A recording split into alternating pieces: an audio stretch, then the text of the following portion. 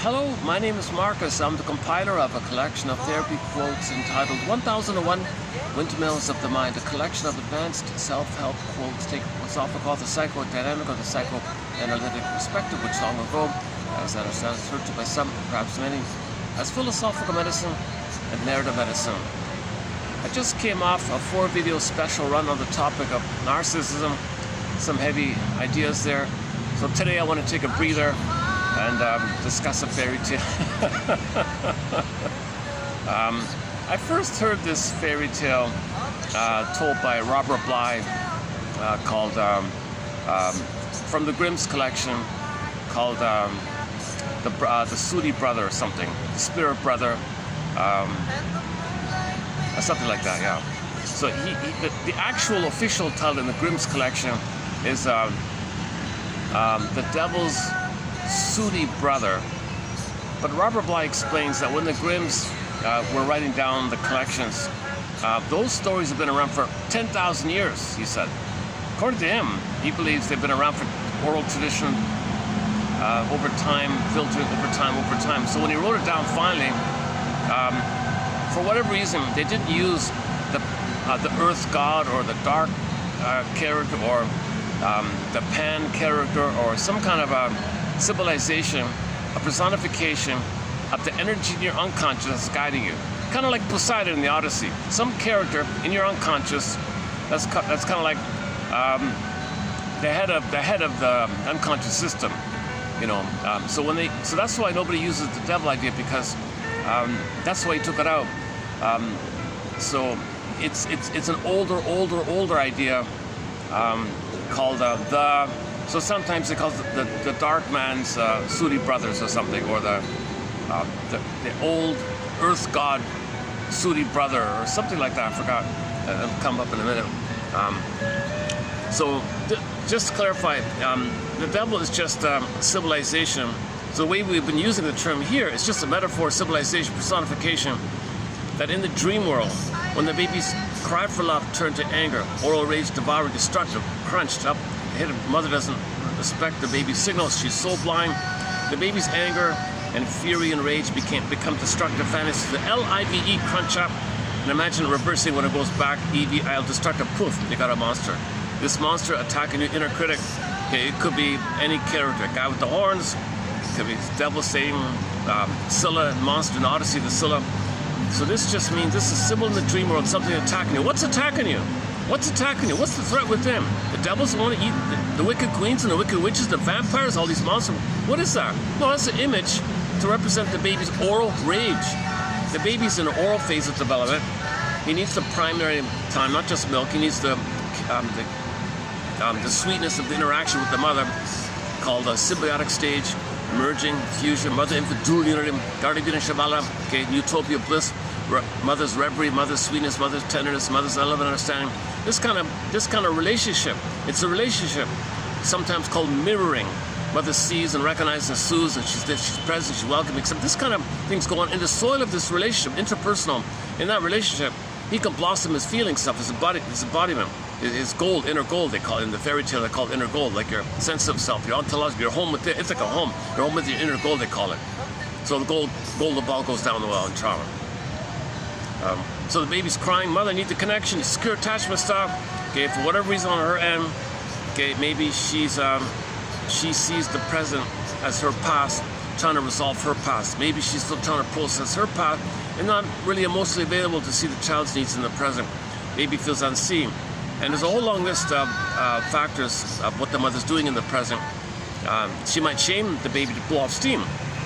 Possible. One theory, sometimes she wants to shame the baby to know that she was shamed. She is trying to know her story, so she identifies the aggressor, acts out what happened to her, shames the baby to know that she was shamed. Or she thinks she can undo that she was shamed. If she shames herself too much pain, then shame the child, to disperse attention to shame herself. She thinks that she can, by being active shame, she can undo that she was passive. Nonsense. Hurting the baby doesn't undo that she was hurt. Sometimes, I made you to find me, she turns the baby to mother her. It's not going to work. Puts the baby in a role. Do something like some kind of part of her. It's still a kind of part of her playing a role for her. Some kind of part of her. So the baby's put in a role, scapegoat, to be a star, be seen so you can be seen, be a proxy of her, stand in for her. treat her the way she was treated, or expect her to mother, all these kind of things. That's a huge topic called the Old Cunning Tales. Baby had a great hope for mother's love. It fell, crashed, you heard no noise, the wreckage was within him. Old cunning tale, I lived no innocent. So when the baby's needs are not met for the secure attachment style, he's gonna siggle. He's gonna siggle. The need is for a secure attachment style. Primary dependency need, secure attachment style, basic trust, rhythm of bliss, rhythm of safety, a basic core need for the attachment. It's a core, basic, primary dependency need to connect. With that need, simultaneously his identity can blossom. His feeling self, his budding beauty, his goal, the budding beauty can blossom, be a part of a real self, vital self, true self, ontological self, sense of self, existential self, ontological security. You're home with them. The connection will allow the budding beauty, the emerging self to blossom with him. He needs two things to go, like have his true identity needs a connection. So it's linked like that. Okay, so if the need for if the connection's crashed, he's gonna signal. Mother, I got a signal here. So baby's affects signal whether the needs are met or unmet. Needs met feel pleasant, baby smiling, interest, curiosity, everything's okay. Needs unmet, now you got stress, worry, tension, distress, shame. Now shame even. Babies can feel shame, they show shame. Babies can show shame, they show you pictures of baby showing shame. They show stress, they show crying, distress, fear, of course. And then you build it up, snowballs, for the final pathways to anger. Mother says, you can't be angry at me. Oh my God, what's left? Well, the fury and the rage. Okay, enter the anger character. In Disney film, Inside Out, the flames popping up. Imagine the flames spelling SOS. Mother, can you see the letters SOS? Man, oh man, you're really soul blind to me. I'm sorry, baby, I'm soul blind because it's all about me. I'm center stage, I'm a narcissistic place. I didn't get my primary needs met. I don't have a sense of self to love you. I'm still dealing with the thing in the past of me here, so I can't be present. Oh my God, mother. So what's the baby going to do here? First of all, the anger is the cry to connect to the mother. The hope's got to keep the hope. To keep the hope alive, it's rage, fear, desperation. But to keep the hope alive, it turns it onto himself. Destructor. He's a threat within like that. Play the song by the band Delirium. Can't you see, can't you see, can't you see this threat's within? This thing is within, called internals. They call it self-saboteur. Fairbairn called it internal saboteur. This thing that's attacking you. In the dream world, fairy tale, mythological, some kind of monster wants to gobble you up. Sea monsters, etc. Or the devil guy, right? Satan, devil, anything like that. Those things they're symbols in the dream world, nothing real. And when we talk about fairy tales and myths, they're metaphors for inner dynamics. They're true on the inside, not on the outside. So everything in this discussion today, it's a metaphor for inner dynamics. They're not literally on the outside. We create symbols to see them, to discuss them, but they're not real. But they link us to something invisible, which we don't see, but is real. For example, the emotion of shame. Okay, it's a burning, biting feeling. So we feel it, it's real. We can feel shame, but we don't really see it or something. So we feel a burning, biting feeling, a metaphor of shame. Hell is a metaphor for the emotion of shame. So in the storyteller, he goes to underworld, the fiery, that's facing shame idea.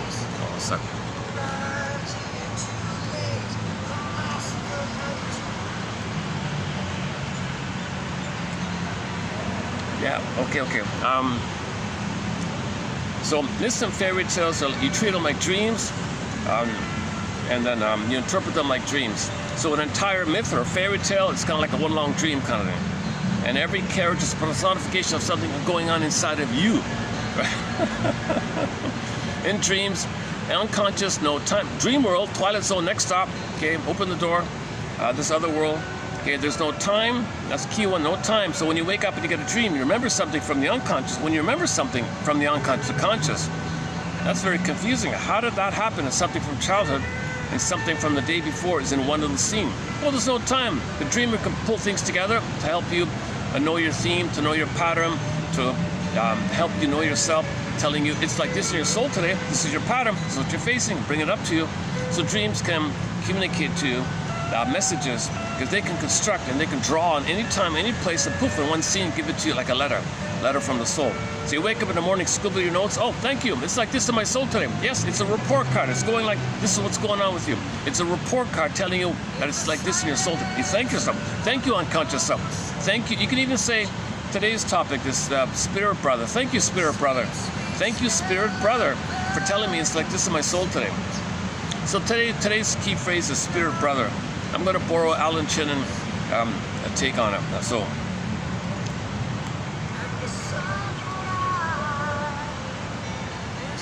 So this Pan character, old Earth god or something, since it's unconscious, it's called the dark character, dark man or something. So this is the spirit brother, guiding you, helping you, personification energies to make you aware of yourself. It's a part of you. It's the energy within you. It's a personification of the energy within you that's trying to heal, trying to make you be aware of yourself. This is the dark guy character, or wild man character. Oh yeah, the wild man, Bly calls it a relative. This dark character is a relative of the wild man. Now the wild man's your embodiment, okay, like your whole soul actually. So it's like a relative of a character of your soul. It's like a soul, brother, spirit, relative or something. It's just in the unconscious world, they're all like a family like that. Okay. This might give me my first sort of take on this fairy tale. I haven't really studied it. I haven't even read it properly. Luckily it's very short. It's a very short, tiny fairy tale. So I thought I'd just wing it a little bit here today, and then think about it, let it incubate and update it. So I'll be making a lot of mistakes. There'll be numerous updates. Okay. So it's considered. So we know the Grimm's collection, 250 tales they compiled. So oral tradition for 10,000 years. Finally, those two guys, the Grimm brothers, wrote it down. They visited all the grandmothers. We got to write this down. Oh my God, we've been telling this through the oral tradition. People memorized it. Like people would have memorized all these tales, passed down, 10,000 years. Finally, they wrote it down. This writing down phenomenon took place all around the world. We've got fairy tale mythological anthology all around the world. Yeah, the debate between the different fairy tales and myths, that's interesting. Okay, anyway, so we're doing a fairy tale, okay. So finally, 1812, whatever it was, the Grimm's guys did a great job. They finally wrote it all down. This massive, thick collection of 250 fairy tales. Many of them you know about already, Rapunzel and so on. So, and one of them in there is the 100th one in the list, called the Devil's sooty brother. Sooty, dark, soot, like the coal and the burning the wood, the dark, the ash, the soot, right? So this is all metaphor for dark, unknown, unconscious. So the story's about how in life, in the first half of life, mother didn't welcome something about you, father didn't welcome something about your school system, society, and going through life tells you do this, don't do this, don't touch that, don't do this, your curiosity. So aspects about yourself gets repressed, right? It's all down there, right? So it's forbidden, you push it down, rejection. So for the first half of life, we have a false self. We have a false self called the social mask, persona, pseudo-self, as-if self. For the most part, most people have some kind of life where they think they should do this, to be a good boy, to win love, do this. A lot of these do this kind of thing. For the most part, right? So now, when we, in the first half of life, we're not aware of this. We don't know that we're pushing down our goal, we're denying our true self, our real self again and again and again. Those are the shavings idea in the story coming up. So every day we kind of reject our feelings. The conclusion of the fairy tale I'm going to read in a minute is when the guy's name's Hans, right? When Hans, at the end of it all, when he gets out of the hell, they say he knows how to play music. And then, he said the idea in fairy tales at the end, where a guy is going around wandering, playing music or something, the minstrel or something, that's a metaphor that the person's living in their life. That the music is from the body. It's a vibrational quality called the emotional body being alive. The emotional body's activated. The activation of the emotional body, it's alive, it's vibratory, musical. So he's not literally playing a violin or whatever. It means he's living in the world feelingly. And then from that place, okay, all the great things happen. He lives his life, quote unquote, he gets the kingdom. He's married with them. He gets the princess and wins the kingdom. It means his life will be centered by the feeling self. Right? So when at the end of the story they say he wins the kingdom, he owns the kingdom, whatever. The metaphor means the person has the feeling self as the kingdom, and his consciousness, gave me little hands or whatever, his mind, his awareness, okay, has the kingdom. He wins the kingdom. Means the emotional body, Ithaca. Odysseus gets Ithaca, the kingdom. So when you have the fullness of your vibratory quality called ensoulment embodiment, and you hum like musical and hum like that, then you win the kingdom. Now the prince is a similar idea. So Ithaca, Penelope. So the marriage, it just means that it's a simultaneous, at the same time, the feminine element. So the body's the kingdom, and the feelings animate the feelings of the princess, and the whole system, the totality is the body, the kingdom, and you own it, and you're aware of it, and you're driven by it, and you have it at your disposal. Whereas before, the whole kingdom and the princess and everything was lost. So the story is the guy lived a false self, he lived a false self. Okay, then he realized something missing. I don't know what it is. Something's missing. So in this version here, he has the first half of life. He's working. Okay, this side, what they say, you don't take it concrete. It doesn't have to exactly be that, but it's kind of graphic the way they say it. So, but you can substitute what the fairy tale says for anybody who works for the first half of life, wherever, doing whatever. He's a teacher, works in construction, whatever. It doesn't matter. So let's say let's say the guy inherited some kind of farm or something. Everything was going well. So for the first half of life, he was running the family farm. And then something happened, the thing crashed. And then now what? No skills, no money, he was in debt or whatever. And he's kind of lost. The farm's gone, let's say. The wife left him, doesn't know who he is. Now he's lost. Metaphor, unconscious. So in the story, now he's wandering in the forest. Forest means unconscious. Next stop, open the door. Now he's starting something. Like when the end of the old way, you're kind of lost in this middle phase, and that's the journey idea. The travails of the traveler will reveal the traveler to yourself, and ultimately, you win the kingdom. Means you have your feeling self. You have the activation of your emotional body to you. That's your home. Your home. The home's the kingdom. Inner home, the kingdom. You have your king, win the king. But they got a middle part. So you got the false. They got the false life in the beginning. Okay, 3 stages of life. You got the false stuff. Okay, that crashes in midlife. Then you got this whole middle part, 20 years, whatever. Could be 20, 30, 40. It doesn't matter. And then finally, at the third half of life, you're considered no longer dominated by old voices. No longer dominated by shoulds.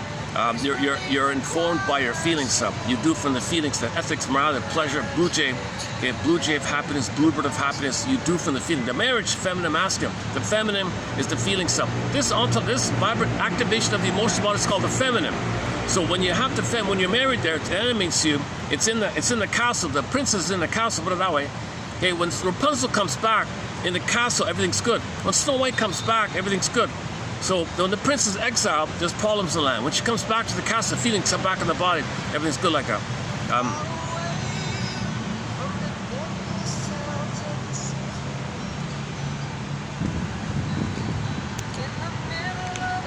on a sec. Got some people just on my side here. Hang on a sec. I'm playing a song by a classic rock band called Mystery out of Quebec. Great band. This is the first song of theirs I discovered called The Inner Journey Part 1 from their debut album, their first album called Theater of the Mind. It's a guided journey about the grief process. It's kind of like what we're talking about here today, that's why I chose it. It's a great little song here. Okay.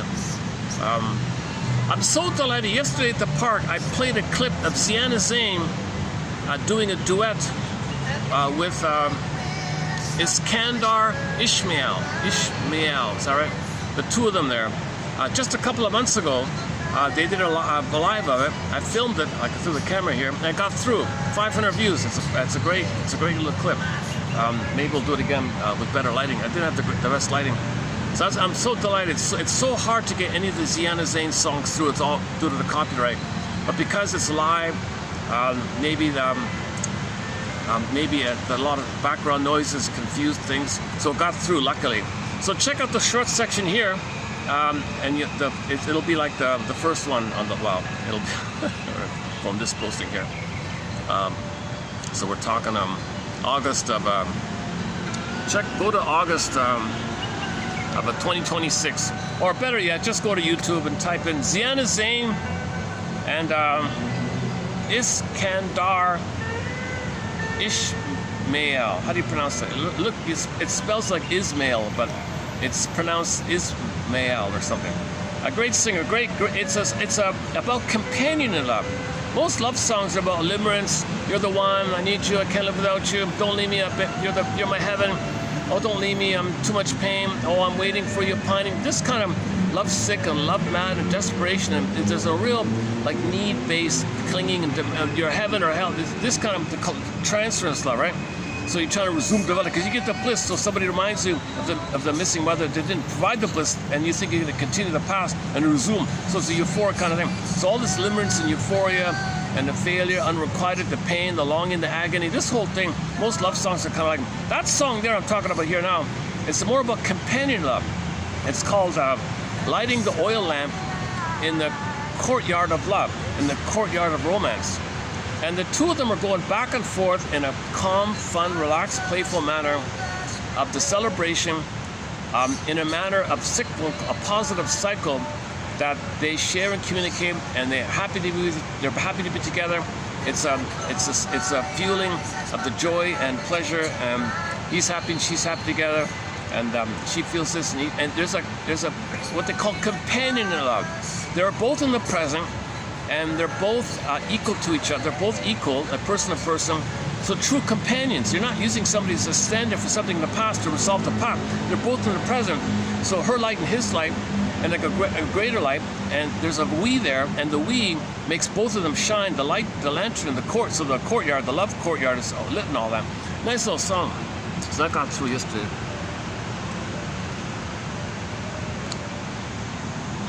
Okay. Should I just jump into the fairy tale a little bit? Yeah. So it starts off. So it starts off. Basically, the fairy tale starts off at the end of your youthful kind of, usually like 40ish or something. So when you hit midlife, when you hit that place, oh my God, something missing. What does it mean? This can be initiated by a loss of a job. This could be initiated by a divorce, or something's unsatisfying, or something. It comes to your attention that the old way, the social way, winning love, trying to win approval, wanting narcissistic supply, something's wrong, and then it comes like that. One of my favorite lines for this moment is from the TV show called Harry's Law. The guy there, Jefferson, he was in that phase, 45, 50 or something. He was a charming playboy, always was able to charm. He was very narcissistic, very egocentric, wanted to be seen. He was very focused on him. He was a very shallow character, but charming and funny the same, like a clown, a little bit like that. One of his tricks didn't work, and he had a moment there. He said,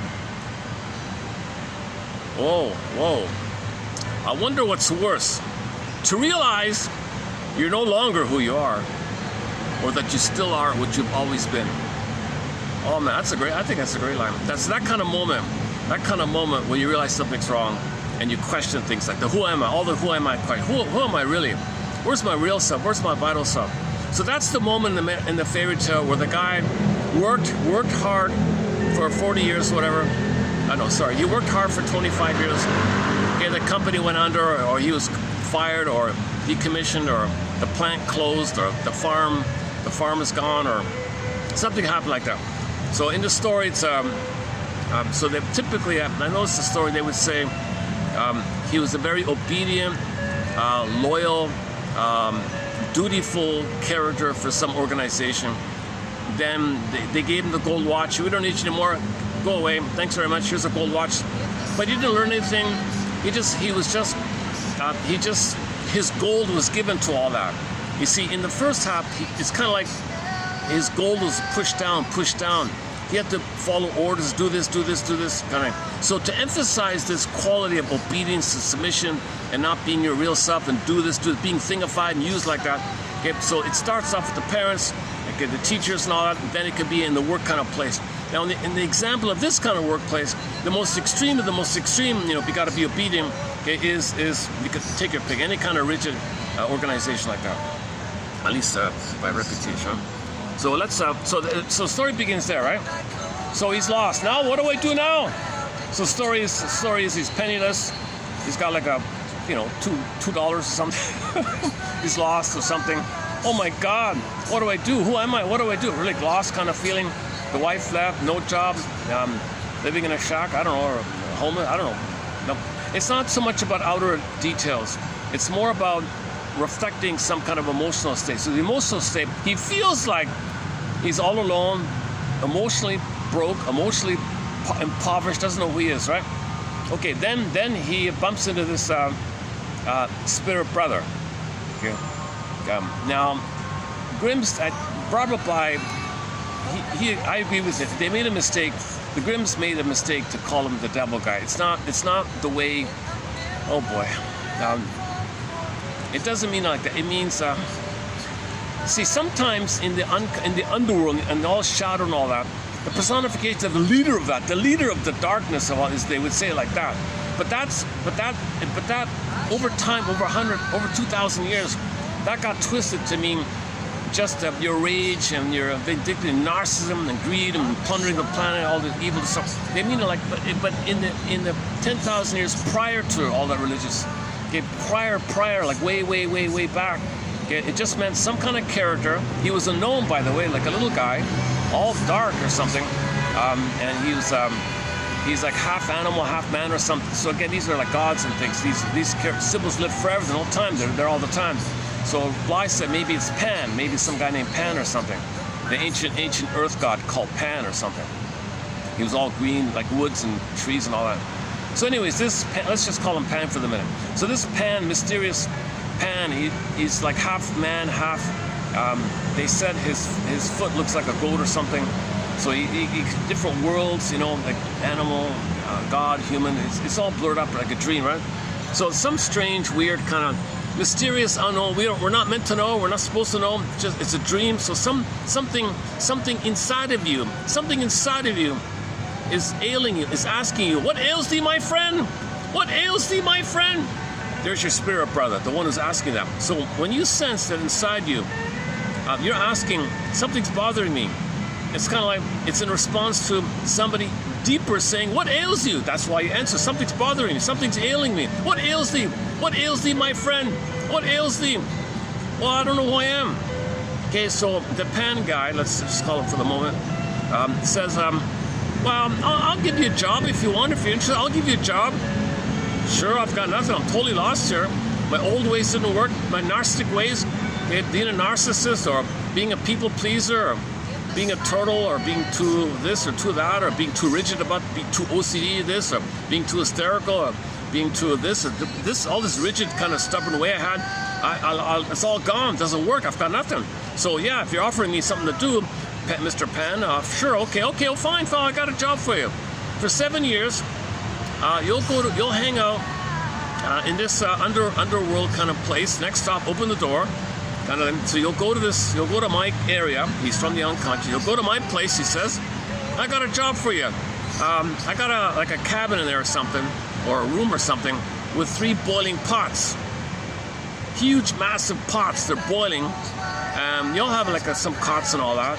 And your job is to cut the wood, put the shavings behind the door, and take the wood pieces to feed the fire, keep the thing burning, keep it going for 7 years. Now during that time, you don't wash, you don't cut your nails, you don't comb your hair, wash your hair, you don't wash even, nothing. You're gonna just totally not do anything except that. You got it? Yeah, okay, and don't worry, after the 7 years, you'll get paid and the job is over. Well, I got nothing else to do, sounds, so he says okay, he takes the deal. He signs the contract with the devil, with Pan. He signed the contract with Mr. Pan, let's call him. Man, oh man, we gotta preserve our old stories. People are so cynical, they take things and twist and everything. So Hans is John, right? His name is John, Iron John, so Hans, right? Robert Bly, in the story Iron Hans, he called the Iron John. And this story, I notice he's also named Hans, so I guess he's John as well if we use Bly's thing. So Hans, let's just call him Hans, right? Hans signs the contract, fantasy, with Mr. Pan. All right, so there he goes. Now he's in the underworld, and he's doing his thing, chopping the wood. Like you said, shavings go behind the door, puts the wood under the pots. Oh, he's instructed not to lift the lid. Don't look inside. That's a key point. Yeah, I forgot that. That's a key point. You're not allowed to look in the pots. You might be curious, you might be tempted, but don't look in the pots. Robert Bly jokes that when Pan says that, it's a sneaky way to get him to look. When he's ready, he will look. So when you want someone to do something, just tell them don't do it. It's like, oh, I got to do it, right? There's like a mechanism. I forgot what he called it. You know how that works, right? You say to the kid, don't touch that, or they touch, right? You say to your friend, don't tell anybody, and they tell people. I don't know. So I don't know if that's part of the. I don't know if that's something Robert Bly added, but Mr. Pan said specifically, don't lift the lids. You got 3 pots. Just put the wood underneath. Keep the fire burning. Cut the wood. Chop the wood. Put the shavings aside, and do this kind of activity, and don't do anything else. Okay, so number 1, the metaphor is not doing anything else stands for your old way was to do stuff. Don't do it anymore. Like your old ways, you feel something, you reach for a drink, or you do something defensive. No, you don't do it anymore. Just allow it to happen. Now, as he's in the underworld, all that's buried about him, he's going to accept it. So he's getting everything he denied about himself, everything he didn't like, he didn't want, thought it was painful, shame, he's feeling it, and he's told not to bury it anyway. He already buried it. He's got no more to bury. He's at the bottom kind of thing. So that means you'll see him getting darker, long hair, looks like a bum, homeless guy, hasn't washed in 7 years, so that kind of thing, right? So you see this kind of thing happening. The metaphor means he's starting to resemble a little bit like Iron John, the wild man. He's kind of actually trying to absorb in and take in the aliveness, the animation, the guts, the dirt, the gold, all the gold's there, by the way. The ultimate of all this is that from the dirt is the gold. But you got to find the dirt, then the gold comes. But first you got to identify it.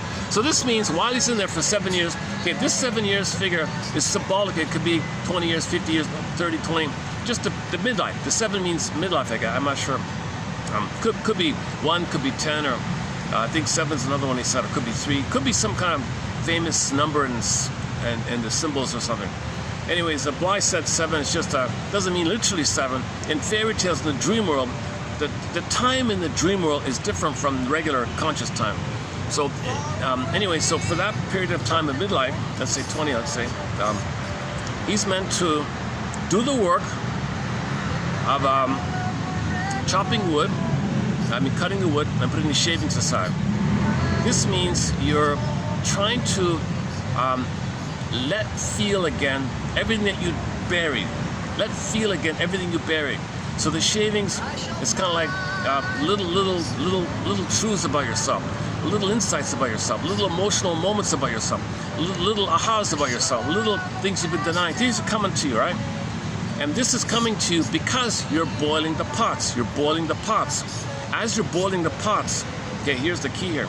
As you're boiling the pots, you're getting closer and closer to your goal, because what's in the pots?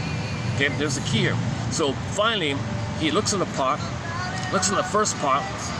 It's a symbol. It's a symbol in your mind, a composite symbol in your mind of your inner critic. Let's say, inner critic, what are you doing in there? You're my inner critic. Ha ha! He says.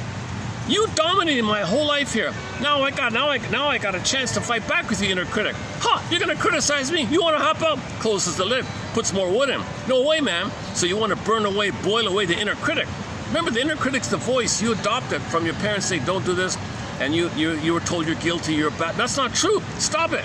So you wanna boil away, or quote unquote die away, your old inner critic. Part of the healing journey is to get rid of this attachment, this loyalty, that you gotta please the inner critic. It's insatiable. You can never please it. You gotta break free from this inner critic. So the pot 1 was inner critic voice number 1.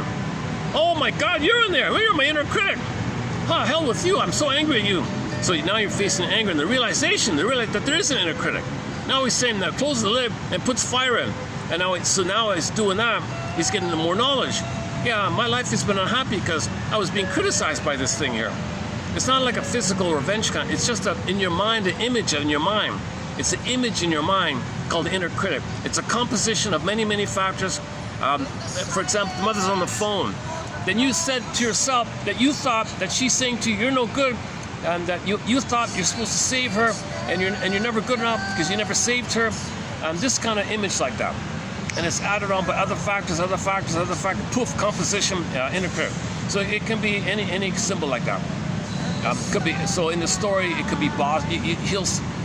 It'll be in the story. You'll hear in a minute. It's his former bosses. The first boss. You're my first boss. Oh, hell with you. Telling me, barking orders at me all the time. Oh, hell with that. The second boss, same thing. And then the boss of the boss, the top boss. Oh, hell with that. So that took him 7 years to die off and separate and no longer be submissive and controlled by this negative voice saying he's no good, and you gotta be obedient to win love from your mother back in the nursery. Nonsense. Break free from this. So go to the Twilight Zone called Gabe's story. Give me the pen. I want to write my own script. Break free from this. So you're trying to break free from the old script or old existential beliefs and conclusions that you're guilty, you're wrong, and you're never good enough, and nothing you do is right. You got to break free from it. That's what the three characters in the pot stand for, right? So that means he's now facing something, right? He's now realizing he's innocent. But those voices caused him to lose the gold. Okay, so as he's boiling the thing, and they got the shavings, those shavings are going to be getting his gold back, his inner gold back. He's getting his inner gold back as he's burning those characters, right? Boiling away, right? So that's the key idea. So finally, 7 years pass. Okay, those three characters are goners. Oh, good work. So Mr. Pan comes back. Okay, you're free now. You did it. Okay, congratulations. You completed the contract. 7 years are up. And your payment is those shavings behind the door. Here's a sack. Here's the gunny sack. Fill it up. And I'll see you and take care. Good luck. He fills it up. What does this mean? The shavings? The wood shavings? That's my payment? He's kind of confused, but anyways, he's... Okay, they don't really clarify at that moment, but he just goes on. But when he gets up to the land, like when he goes to the regular, when he leaves that place, he opens the sack, it's all gold, his inner gold. It's all gold, his gold, inner gold. So he reclaimed his gold like that. But he's not fully aware of it. So the first time you get your gold back, you never had it before. Like you kind of like, when you feel, and you never felt before, when you have the music inside, it's a little awkward like that. So he does the thing what Bly calls naivete. He's kind of naive about it because as a child he gave away the gold. Now he's got it back, but he'll give it away just once to realize it. So he's going to repeat what happened to now know what happened. He's going to give away the gold the way he had to give away the gold to the mother in the nursery. He'll give it away this time, but this time he'll be aware of it this time. So he got the gold back. He goes to this in a simplified way. He does something silly. And it's gone. Somebody steals it. So he went to the inn, went to the restaurant, or went to the inn or something to get a room. And the guy said, "No, I'm not giving you a room, but I've got all this gold I can pay for." "Oh, sure." He goes in. The guy's sleeping. The innkeeper steals all the gold. He's empty. So he goes back to says, "Well, I might as well go back here." He said, "Don't worry." The spirit brother said, "Don't worry. You got lots of gold here. There's lots of gold. There's lots of shavings back here. Why don't you take another sack and go on your way? And but as you're leaving, make sure you go back to the inn and tell that you know what to give you back the gold. Otherwise, I'll bring him down here and he'll suffer." So he explains. So he does it. The inn owner is not ready for his healing. He freaked out. I don't want to face my feelings. I'm terrified of feelings. Here, take your feelings back. So he got his gold back again. He goes on his way. And now he's musical. Now he's considered a musical person. So I didn't know this, but the idea of musical, he's kind of musical. He's not literally playing a guitar or violin or something, but he's musical in the vibratory quality of feeling real alive. He feels.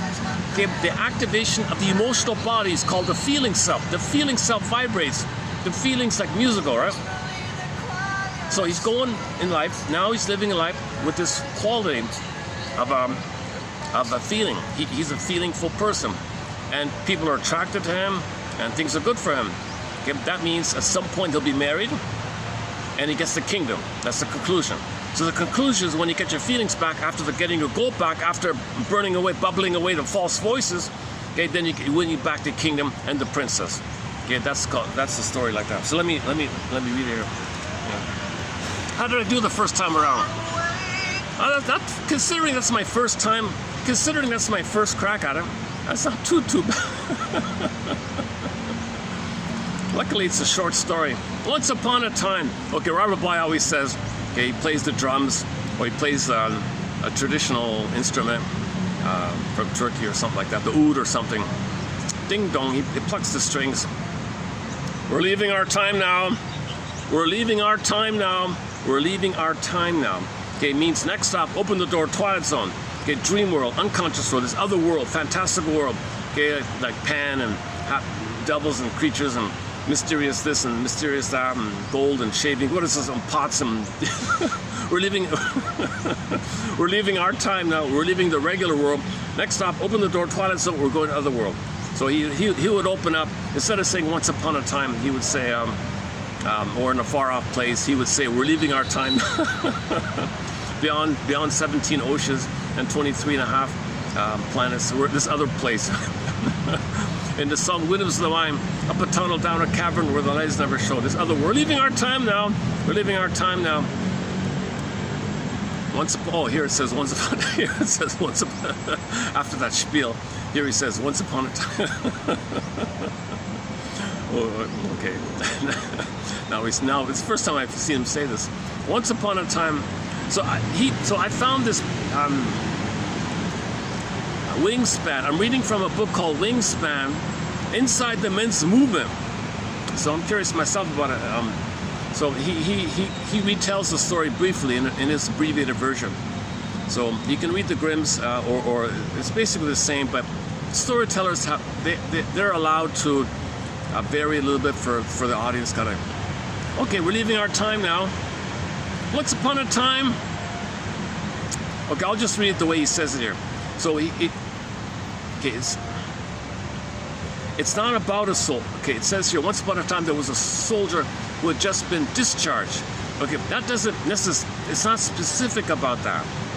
It's not specific about, it's just kind of clear that you got a guy who followed the rules, because that's the environment I guess people really have to obey the most, right? So any workplace where you got to obey, follow the rules, you got to sign the, okay, the boss says do this, fill in the forms. So it's just like that. So this is just code for a job. Put it that way. Just to make the point. So we're all, in other words, in the first half of life, we're all kind of quote unquote soldiers, right? Like in the sense that we all have PTSD. In Route 66, when you're born, you got PTSD, birth trauma, and your soul is gone, and you're marching. So the metaphor soldier also means trauma. So the idea of soldier, okay, in Route 66, they describe it as at birth. Okay, imagine the image was they take a hermit crab, and the hermit crab fell out of the shell. The crab fell out of its own shell. Separate. The hermit crab is marching. The crab, the hardened shell, marching without the feeling, without the fleshy meat. You got the shell marching. So that's like the soldier idea, a symbol of trauma, PTSD. Because when you're PTSD, hypervigilant, survival, hypervigilance. That's what they mean by soldier. They don't mean like literal plunder the planet soldier. Like they don't mean like that stuff.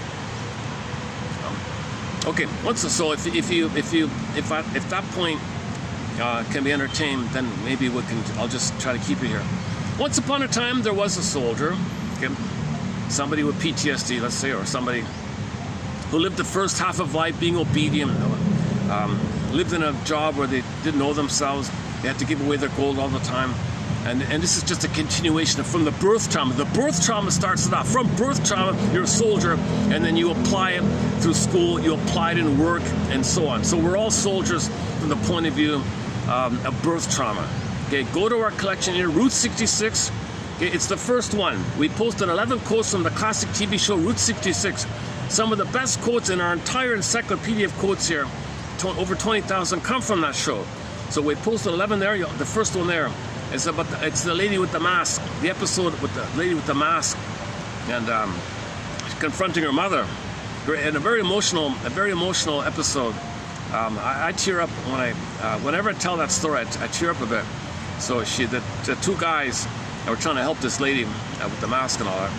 And at the campsite, they told them the story about the crab. You're like the hermit crab, fell out and you're marching, don't know when to stop, keep on going. And that reflected the trauma. And then when she faced the mother, she realized it. And the emotional scene was when she realized the mother, kind of like the boiling pots idea a little bit. She ran down the lane. The guys were in the car, they revved the engine. Just get out of here. This woman is too soul blind and too aggressive, and she didn't do any self-introspection. She rejected her daughter big time.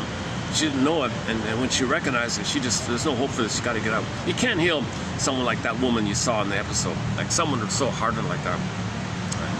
She's a gajillionaire, so that's why. Oh, hang on. Oh, geez, I lost it. Oh, okay, give me a minute to dig it up. I accidentally.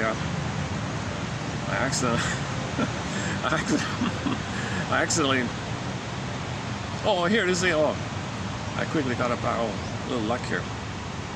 Okay.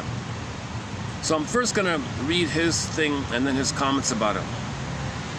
Now he says he gave this at a workshop, and oddly enough, I did find a part of the audio of it, not the whole thing. But anyways, luckily he gave an abridged version of it here. So he was forward thinking to do that. So at a conference he told us, now maybe he tells it regularly, but there's no recordings of this thing. So anyways, here we go. Once upon a time, there was a soldier who had just been discharged while walking in the woods. So imagine that, discharged, right? So he followed the rules, he obeyed everything, and suddenly they don't need you anymore. Oh, you're discharged. That's a good moment, but he doesn't know it yet because he doesn't know who he is. But it's actually a good moment. Janov says, if your false self died, like it's not working for you, that's a good moment. Carl Jung says, oh, now we can begin. You only begin therapy when your old way dies, when your old way doesn't work anymore. Like the Harry's Law moment, like that moment from the Harry's Law TV show. I wonder what's worse, to realize you're no longer who you are, or that you still are what you've always been. That kind of moment, that's a good moment. Okay, so this is considered a positive moment, although it sounds depressing, but it's actually part of adult development. Once upon a time, there was a soldier who had been discharged while walking in the woods. Okay, next stop, open the door, woods. Woods means unconscious. Okay, so what you're gonna hear is a dream. This whole thing I'm gonna read is a dream. Okay, fairy tales are dreams. Okay, so this is a dream. So forest means unconscious. Next stop, open the door, twice up. Okay, so now you got a personification of this lost you. So you feel lost. The character inside of you feels lost, empty, poor. You feel impoverished. No guidance, no love. No mother didn't love you, father didn't want you. This kind of feeling about that feeling, poof, you got the character Hans. So Hans is in there. It's a part of your psyche like that. So you got an inner story. Okay, while walking in the woods, in that curious mood we feel after having been fired or whatever from the job. Okay, let me just read it. Discharge. He met a man with an odd-shaped foot. Okay, so that's the Pan guy or the Earth God or something, right? And this man with the odd-shaped foot. Okay, he lives in many worlds, right? The animal world, the human world, the unconscious world. He's not like a regular character, right? And this man, okay, the spirit brother actually turns out to be the spirit. The mentor turns out to be like an invisible, meant something guiding you with him, like Poseidon with a god with like something with a spiritual guide. It's a spiritual guide, put it that way. Okay, but in the image, in the story here, he met a man with an odd-shaped foot. He asked him, "Why are you sad?" In the original Grimm's, I took a peek at it. Said, "What ails thee? What ails you?" I prefer that one. What ails you? What ails thee, my friend? Is this one here? He says, why are you sad? Oh, I see. This book is for the general introductory public, right?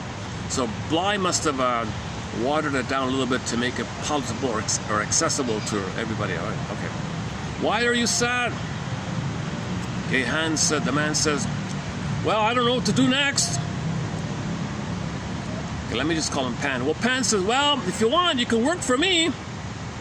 Oh, really? Well, what's the work? You would live underground at my place and spend 7 years working for me. Then you're free. During that time, you cannot comb your hair, nor wash, nor cut your fingernails, or your toenails, nor your beard, nor wipe the tears from your eyes. Oh yeah, nor wipe the tears from your eyes. So he's setting it up, this is grief, that this is a clue, that this is all about mourning and grieving and admitting that you lost your gold. And you're gonna cry when you realize you lost your gold and why you lost your gold. You're gonna grieve, so 7 years of grief work, right? So you're not gonna wipe the tears from your eyes, no tissues, no tissue box. Okay, just stay with him and don't do, okay, next line, okay, paragraph 2 here. So he went with the man who took him underground and showed him the 3 pots. Quote, you'll be tending my 3 pots and keeping them boiling. You will not look into the pots. Is that clear? And the shavings you sweep behind the door. Can you do it? I can, he said. He chopped wood. He put the wood chunks under the huge black covered pots, kept the fires going, and swept the shavings behind the door. After 3 or 4 months, he said to himself, I think I'll peek into the first pot. He did, and to his surprise, he saw his supervisor sitting there. Oh no, he said. Oh ho, he said. Okay, this means inner critic in the mind, right? Oh ho, whoa, I see. Interesting here. You know, inner critic in my mind, you had power. You had me in your power. You had me under your thumb. You had me in your power. But now I have you in my power. Now you can't control me anymore. And he added more wood to the fire. He worked a few more months and then felt the desire to peek into the second pot. He did, and saw another personification, condensation image of the inner critic. So you could say another one of his bosses, let's say, a barking, abusive father, like any kind of tyrannical character in your life, let's say. Oh ho! Another one of you guys. Wow. Aha, you too. Yeah, you also, like the first one. You had me in your power, but now I have you in my power. And he added a lot more wood to that fire. He was a more abusive one. You see, as you progress, you get deeper. You face the worser ones, and you get. When you get stronger, you can face something more, I guess. It's what you can handle, kind of, right? So he's handling more now. So he's getting deeper. Okay, and then 6 months after that, he couldn't resist his longing to peek into the third pot. He lifted the cover, and who did he see but the worst abusive person in his life, right? Sitting in the pot. Well, look what we have here, he said. Quote, once you had me in your power, but now I have you in my power. He chopped extra wood and added good, dry oak under that pot.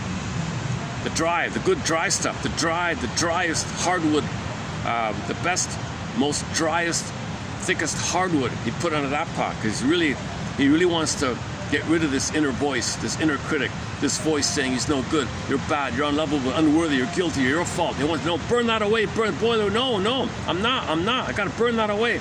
The metaphor is you got to not let it have power over you.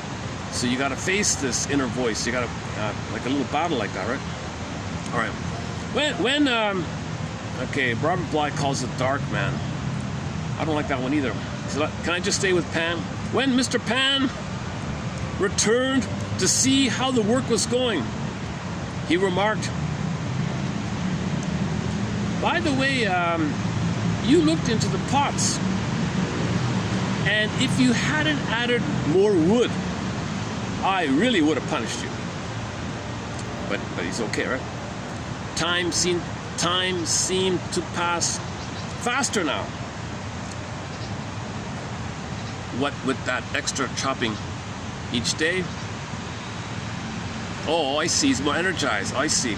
Time is passing because he's getting more of himself back, right? Like now he's finding himself. He's being free. He's being freer and freer bit by bit. So time seemed to pass faster now. With what with the extra chopping each day, and week by week, the time went by. And the 7 years were up. 7 years passed. All right.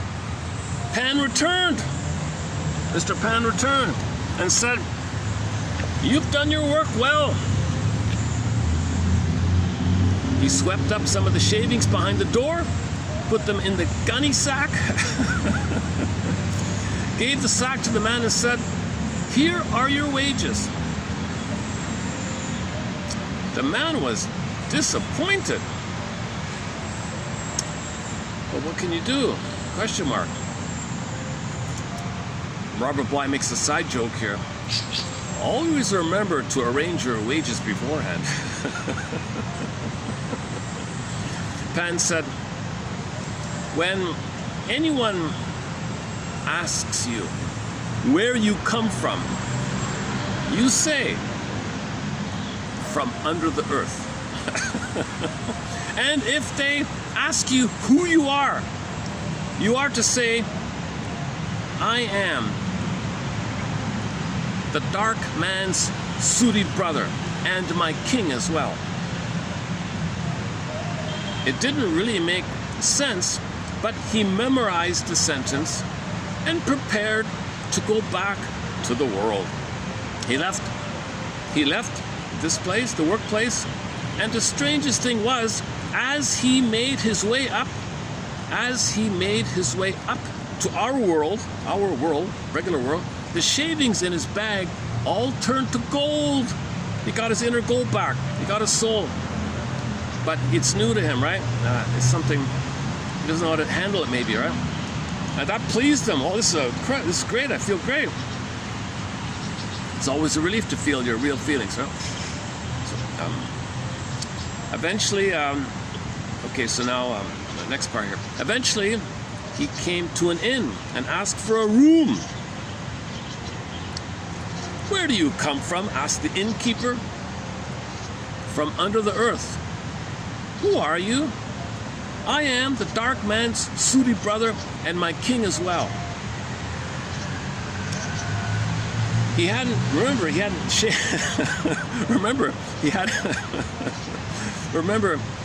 shaved for 7 years or wiped the tears from his eyes. So the innkeeper did not find him to be an appetizing guest and said, I'm sorry, but I have no rooms left for tonight. Then the worker made his first mistake. He opened the sack and showed the innkeeper his gold. The innkeeper now said, oh, come to think of it, yes, we do have a room. You can have this one. So it was.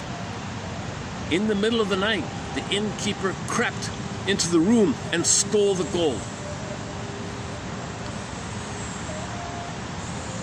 Our friend felt bad about it. But he said to himself, it was through no fault of mine, and decided to go back underground. Okay, yeah, the comment about this is you reached a place in your life where you no longer blame outside things. You have radical self-accountability, radical self-responsibility. You don't blame anybody. It's nobody's fault on the outside. You don't blame the guy. You are accountable for yourself. It's your life. So you reach the place of self-responsibility, self-accountability. And I got a song coming up on this topic, on purpose for this topic, by Ziana Zain, also by Ziana Zain, a new one. So stay tuned. So he said here, so after he woke up and saw the gold was gone, he just calmly said, you know what? Self-compassion, no blame, radical self-acceptance, self-accountability, self-responsibility. So in the first half of life, you have a problem, you blame, oh, this person's such a this and he's such a that, he's his fault. He's not doing that anymore. All that old stuff is dead. Remember, he's a new person, right? Anyways, so now he realized, okay, I see, my gold is gone again. I see. So as a baby, when the baby's gold was gone, it just happened. The mother was traumatized, she's in pain, she robbed the baby's gold because her gold is all intergenerational trauma. It's just what's going on. You don't blame when, if your mother is in too much pain and she robs the baby's soul to feed her kind of thing, and she's in so much pain, she doesn't know she's doing it. There's no point like blaming her. She's blind to it. She's so blind. So you got to understand rather than just attack it. Just be aware. Well, it's something to understand, and not blame. So you switch from blaming to understanding and accountability, and responsibility, and introspection, insight like that. So he decided to go back to this underground place. And he found Pan. He found Pan and told him what happened and what he wanted. Pan said, have a seat. I'll wash you now and comb your hair and cut your nails and beard and wipe your tears. So a little shift there, right? Things are changing. So your spirit brother, right? When that was done, Pan gave him a second bag of shavings. There was lots of gold, right? A second bag of shavings, and said, tell the innkeeper you want your gold back. If he doesn't do it, he'll have to come here and take your place, and I will come for him. So Hans, the guy's name Hans, told the innkeeper that and reminded him that if he went down there, he would end up looking just like Hans did. That was enough. He freaked out. What, feel? I don't want to feel. I'm a bully. I'm an arrogant, crude, sadistic bully. I don't want to feel. Feminine. Ooh, no. Grief. Ooh, tears. Ooh. He said, well, here, take it. Leave me alone. He got his gold back. I have nothing to do with you. That was enough. The innkeeper gave him the money back. And Hans had two lots of gold now, right? He has the gold that he has from the soul is his own source of flow. It's called the golden tree, like the golden fountain like that. It just continuous. And he got back the gold he gave away temporarily. He got his continuous gold. And now he knows that he can get his gold back, that he gave it away. He's not going to give the gold away. He's got a gold coming with him. And now we learned that he gave the gold away, and he's not going to give it away anymore. And he was able to get it back with some kind of assertion or something, some insight or something like that. Okay, so he's rich now, right? Now his emotional body is alive, the inner gold. When you have your inner gold, get the gold, think about the sun, warm, radiant, vibrancy. Okay, the inner gold, the metaphor, the inner gold, it's kind of like a symbol of this inside your body, warm glow. It's a warm, vibratory glow, and it's musical. That's why he's a musician now. He started off to see his father. That part's not clear to me. Okay, so now he's moving on, and he decided to go off and see his father, maybe to reconcile or so to meet his family or whatever. Oh yeah, okay. Now he's gonna reconcile with his father, because maybe the father was absent, and now he wants to talk to his father or something. Okay, he bought a new shirt. He bought a white coat of coarse cloth. Okay, Bly said when he bought a new white shirt, it wasn't about, he bought a cloth that was very coarse, like a rough cloth, a fresh, coarse wool or cotton, I don't know, some kind of cloth. That was supposed to refer to the shirts is over the heart. And then now you got like a fresh, like a new heart or something. I'm not sure about Bly also in the lecture, that part he mentioned, he doesn't understand it himself exactly. But he thinks maybe the idea of him buying a shirt means he's got like a new heart or something, I don't know, a new feeling. Okay, anyways, he made a living traveling around the country and performing music on an instrument he had learned to play while underground. So now he's living life, okay, with this feeling self. Okay, the metaphor means he's going around as a street performer. he's a huckster. He's going just so they would just say it like that, but that's just, it's not literal. It's not literally. He's not exactly standing on the street playing the violin or guitar. He's not literally doing that. It's code for he's living his life with the music within his body. Right? Eventually, the king of that country heard his music and offered Hans his oldest daughter. When she saw the quality of his cloak, he was wearing a coarse material, like a New Beginnings kind of. She said, "Oh no, forget it." Okay, so usually the oldest daughter is too materialistic. The second is too the youngest. It's always the youngest daughter, right? So he married the youngest daughter and got half the kingdom. And when the king died, Hans inherited the entire kingdom. That was luck. As for storytellers, we still wander around with holes in our shoes.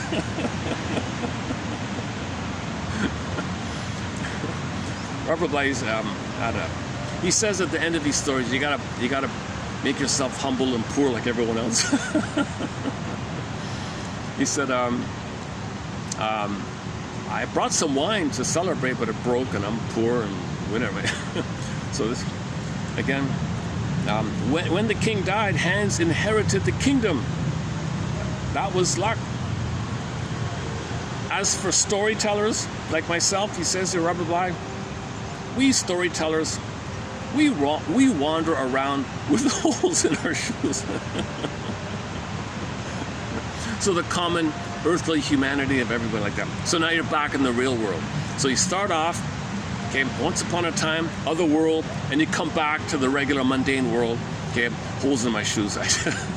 Okay, so you got Kansas, go to Oz, and you come back, no plate, and then you're back in the regular. Oh, that's different.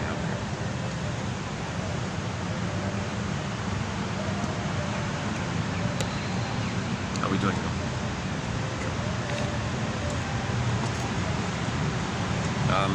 Shall we take a musical break before I continue? Okay, that's part one. Now we'll do part two here.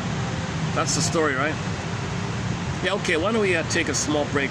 This song by Ziana Zain, I don't know if it'll get through. Most of the songs are copyrighted. I just want to give it a try. It'll most likely be copyrighted. Most likely you won't hear the next 3 minutes.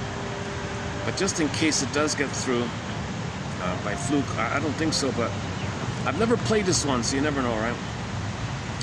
It's a song, this song is about exactly this topic. This song is about personal responsibility, you know, not blaming anybody. You got something going on, look in the mirror. It's a man in the mirror kind of song. Self-responsibility song, there are problems, look within. The song is about personal responsibility and connect with yourself like that. And look what the song literally says, look within.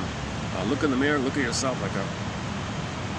So it's an inspirational kind of song. Yeah, so maybe I can take it up there. Give me a second, sorry. Oh yeah, okay. Kaula, This first, and the next word is Penentunya. That's pretty good. Penentunya. Ha! Hang on a sec. Yeah, her music is sweet and playful and inspirational. Ziana Zane's amazing. She's really a huge fan of her music. I think she's the greatest singer of all time. I never listened to Pavarotti or Whitney Houston. We have 17 of Ziana Zane's songs on our soundtrack. So this might be a new one here. Let's see if I can.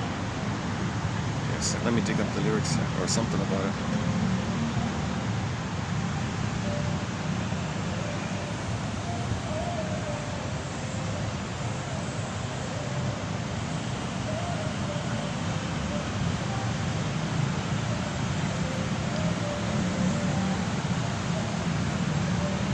Okay. So just a couple of comments here. Oh, the song, okay. The translation of the song is, you are the decider. You are the decider. It's your life, you're responsible. You make these choices. These are your choices, so you're responsible. Conscious or unconscious, it comes from you. You decided. You decided unconsciously, or you decided consciously. You're the one, right? This is Ziana Zane's, this is one of her powerful anthems. It's an anthem of internal locus of control, emotional agency, and existential resilience. Rather than viewing the person as a passive victim of circumstances, the song mirrors core principles in therapy. Take your pick. See, existential therapy, cognitive therapy, any kind of therapy.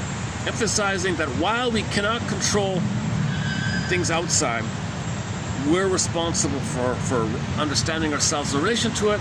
We're responsible for our interpretation of it, how we're going to deal with it, how we're going to look at it, how we're going to understand it. So we're the decider. That's a common theme in all therapy. It's not so much about what happens, it's your framing of it, your understanding of it, your empathy about it, why did it take place, why are you in this, why are you seeing it, those kind of things. Yeah, the line here is, the world is not to blame. Humans are the ones who perceive the world. Okay. Dunia tak bersala manusia yang mewarnakan. That's the Malaysian language here. A therapist would point out that this line here in the song is a good definition of internal focus, internal locus of control. Focus.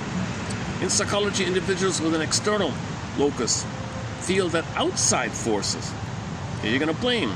Oh yeah, I'm going to project my weather onto the world. Oh, Lady Luck did it to me. Fate did it. No, fate is the internal script. Fate, your destiny neurosis, okay, your internal fate is the script that you're repeating, repetition compulsion within. You say, no, it's just some fate on the outside making me do this. No. You have a script within, a 45 within, and you're replaying it again and again to know it. It's within you. You're choosing this. It's within you. Don't blame some invisible magical thing from some unknown place causing it. That's an external locus of control. It's an internal locus, so it means self-control. The song reframes the world as a neutral canvas. Oh yeah. It asserts that our subjective perception, or coloring, dictates our mental reality, pushing the individual to claim ownership. You claim ownership over your own emotional state. The song literally says, look at yourself in the mirror and self-reflect. Sur menlay diri sendiri. Mirror metaphor. Self-reflection. Introspection. Okay, it goes on like that. All right, next one. Yeah, so, yeah, I like this line here. The song commands the listener to practice radical self-honesty and to understand their own motivations and reactions, instead of projecting and blaming and figuring all that stuff. Okay, so this is your life. Okay, again, go to the Twilight Zone, the closing narration of the Twilight Zone episode, One Life Furnished in Early Emotional Poverty. Listen to the closing narration, that you're the captain of your life. If you can understand that you decided things from childhood, that's the secret. That's the secret of the soul, that you decided things in childhood. If you can master that, Okay, you can free yourself from that burden from the dead cargo from the twilight zone. Okay, that's like free yourself from the voices and the pots. Back to the story.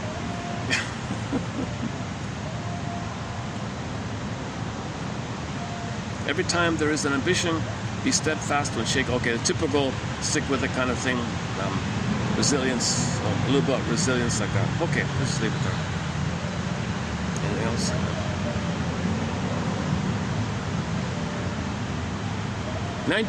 Okay, the song is 1993.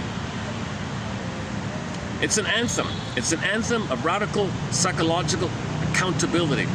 Personal, radical accountability. Internal locus of control and cognitive reframing. Rather than slipping into learned helplessness or blaming or being cynical. Okay? The lyrics champion emotional resilience and self-determination in the face of life's hardships. Defeat or victory is in your hands. This line mirrors the psychological concept of an internal locus of control. The song rejects fatalism. It rejects this thing, oh, there's no free will or something. It rejects that. No, you have some choices. Yeah. Urging the listener to recognize that their response is their responses or their choices. Unknowing, they're not knowing. Originally, you're not know it, but now you're aware you know it. That's the secret. Rejecting helplessness. Lines noting that life has a set path, but urging never to surrender. Encourage active coping mechanisms. All right. Is that it? Where a person blames the world entirely for their misery, invites instead rather look in the mirror, radical self-honesty and self-appraisal.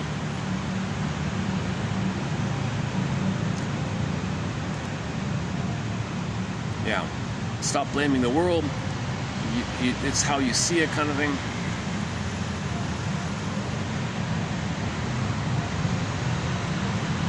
And just and all the usual, inspirational pep talk. You can do it, kind of. That means okay.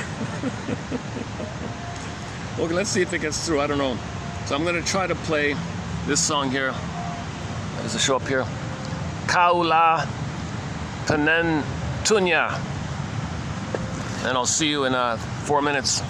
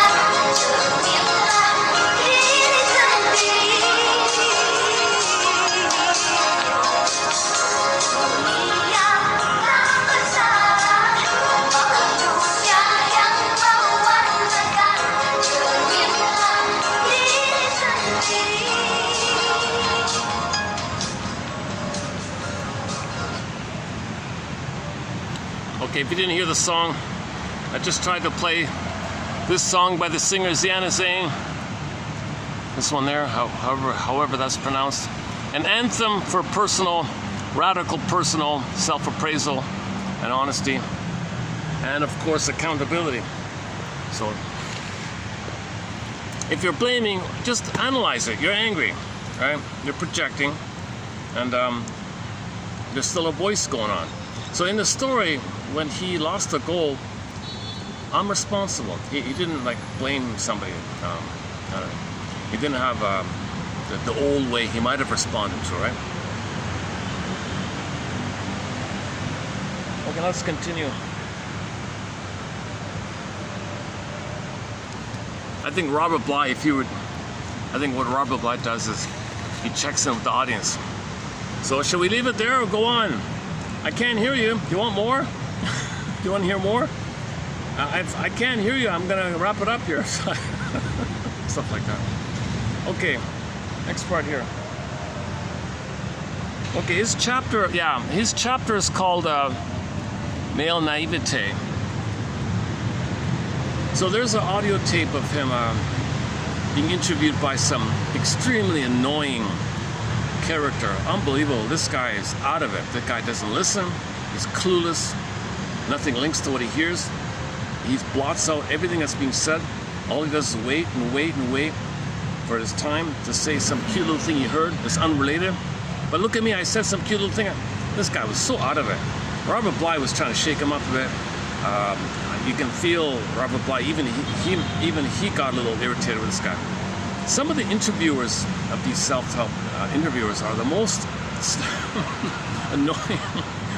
So anyways, that's what turned me off to them. I think that's what probably turned me off originally. But I just came across it. I just came across this book here, so I can read it. We've heard.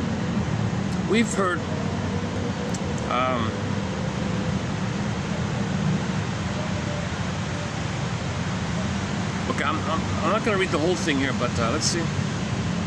He talks about, like back to the innkeeper, right? He goes to the underworld, Hans goes to the underworld, gets his gold back, and then loses it. That's the naivete idea.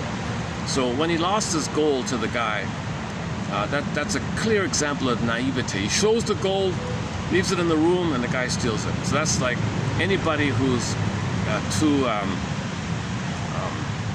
trusting or something. So in regular life, you don't tell people, so. Oh my goodness. Oh, okay. Let me change my seating here for a second. Hold on a second. Give me a minute here. Let's what about down here? Yeah, okay, let's just let's just go down here. Okay, give me a couple of minutes. I'll be back in a minute. Hold on a second. Oh, let me play a song.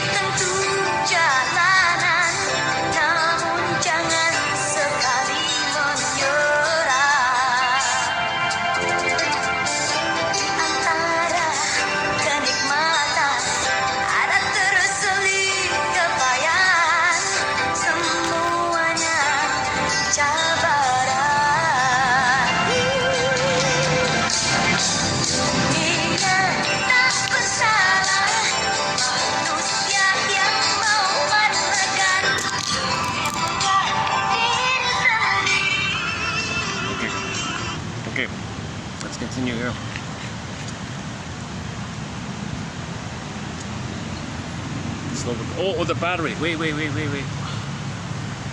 Gotta plug this in. 1 sec, I gotta plug this in.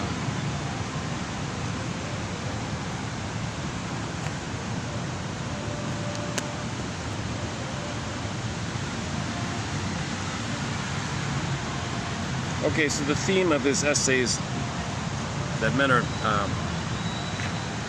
but what he means by naivete is not to mean that if you're rude, that's a naivete. Like you're also giving your gold away if you're violating other people's gold. Okay, so let's maybe look at clear as we go along here.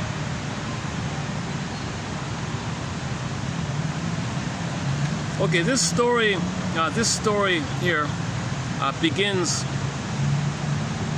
well with the lostness and the conversation with the strange-footed man.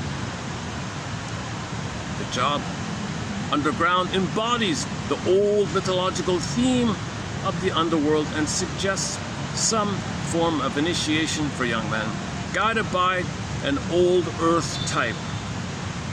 In Grimm, the story is named The Devil's Studie's Brother, but one needn't pay too much attention to the word devil. I would guess it was added in Christian times to a tale already thousands of years old. The being is probably some old earth god, probably Pan, maybe Pan. A sculpture of the wild man built into a Spanish cathedral of the Middle Ages shows him with one animal foot. Okay? So we could call this underworld being quote-unquote a quote-unquote dark man or relative of the wild man. So it's just a variation on the theme of the wild man. A relative of the inner mentor, like your spiritual mentor. So he's a spiritual guide, spiritual mentor. Chinna calls us spirit brother. It is interesting that the young man who descends with him is required to retain some characteristics of the wild man: the long hair, uncut nails, unconcealed grief. He agrees not to wipe the tears from his eyes. Yeah. That's a Robert Bly sort of observation there. People coming in. He agrees to go underground. This is the most important detail in the story. Sometimes a man will embark on, quote, men's work, but refuse to go underground. Men of this sort become consumers of myths, connoisseurs of fairy tales, judges of the conference leaders, playboys of growth. Okay, so the whole self-help workshop scene is just for fun for most people. Most people treat this as entertainment, something to do. They're playboys of the self-help area. Somebody's just near me there. Okay, let's keep going. To go underground is to go into Hades, meaning facing shame.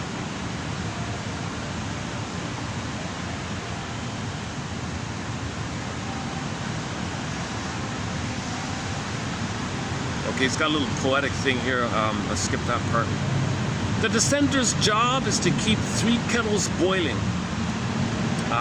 For that, he has to chop wood, but strangely, the shavings turn out to be important. Pan's instructions are precise. Sweep the shavings behind the door. If we try that, we find that when we open the door to let our friends in, or other people in, the shavings are not visible, for the open door will hide them. But when the visitors leave and we close the door once more, all these shavings will be visible to our own eyes once more. So hide your gold like that. Okay. So the story recommends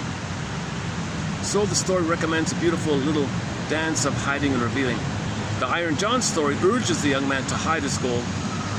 Here he is to hide the shavings as well. What are these shavings?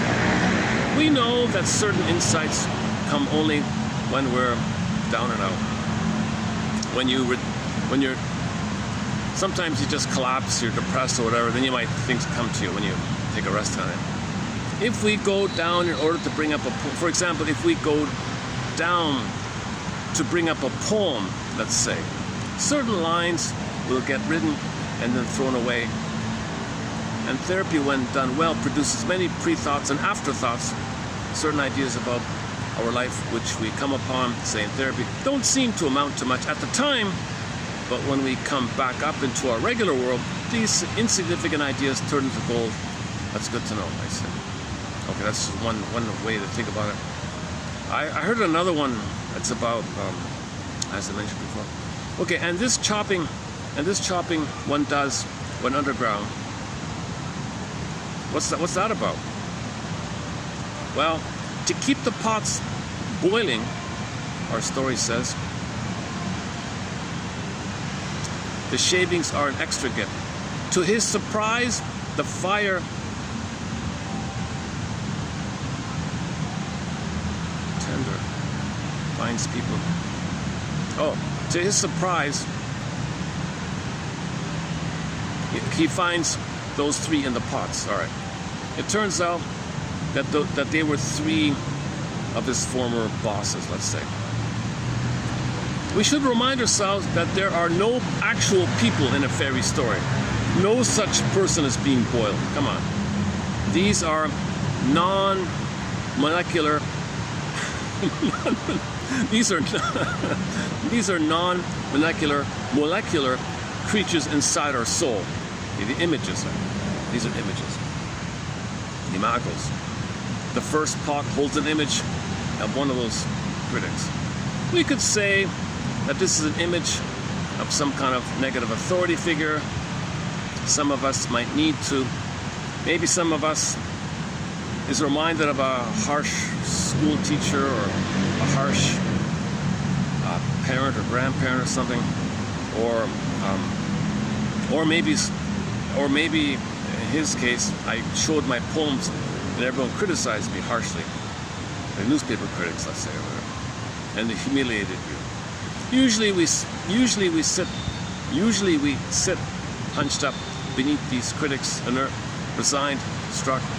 So it's a great advance just to get them off our backs into a pot sitting in hot water. Okay. Robert Bly is always a little slightly playful and humorous himself in his way. So it's a relief to see. So he jokingly says, I'd be relieved to see all those critics in a pot like that. Our story says that being passive towards these beings is not the thing. One has to be active. So, oh yeah, okay. So you're actively boiling this. That requires a dark man, Mr. Pan, apparently an underground place. So in order to burn away your inner critic, you need this underground place, metaphorically speaking, the pots, chopping, ashes, suits, and all that. All right. We notice also that the completion of it requires active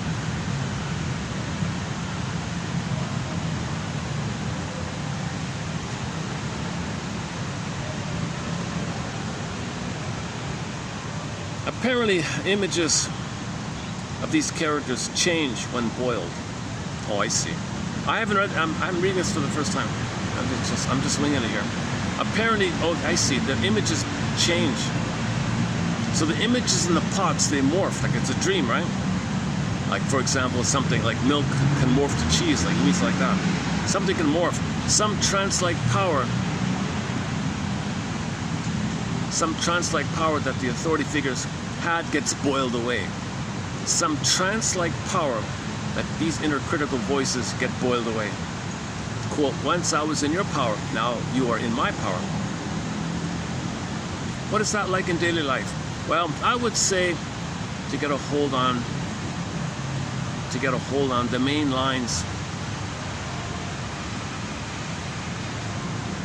I would say to get a hold on the main lines of your father's life would be a boiling. To see which people shamed you in your childhood and how they did it, and who in this place continues to shame you would be a boiling. Okay, the boiling is recognizing that you were shamed in your life, and you're feeling the boiling of it. The shame, the boiling is similar to the fire of the hell, burning, biting, feeling, burning, boiling, similar motif.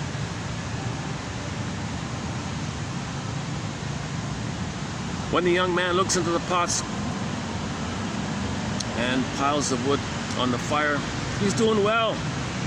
When he's about to go up, the old earth god, Mr. Pan, the spirit brother, warns him about the importance of language. When someone asks who he is, he's to say, I am the dark man's sooty brother and my king as well.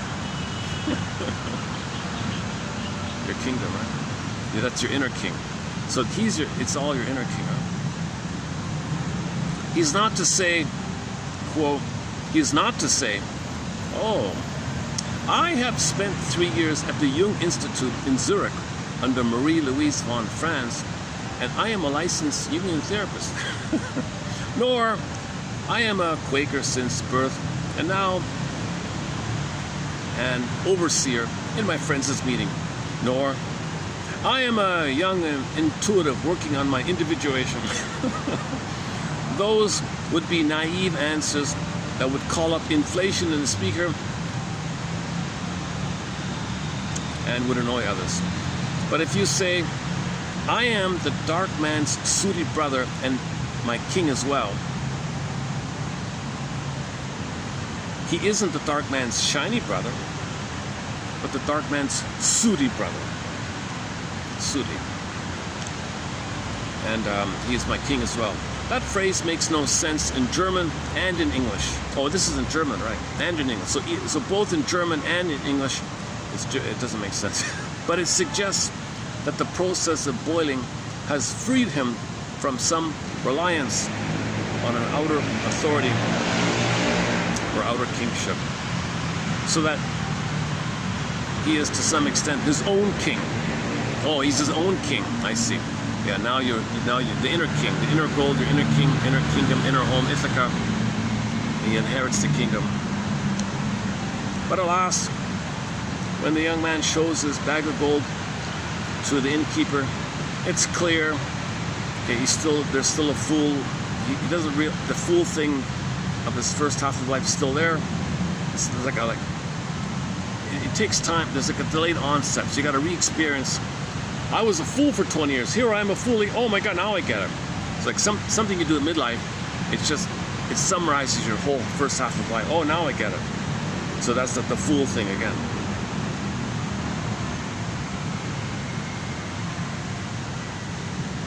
Naivete, according to the dictionary, is, quote, natural simplicity or artlessness.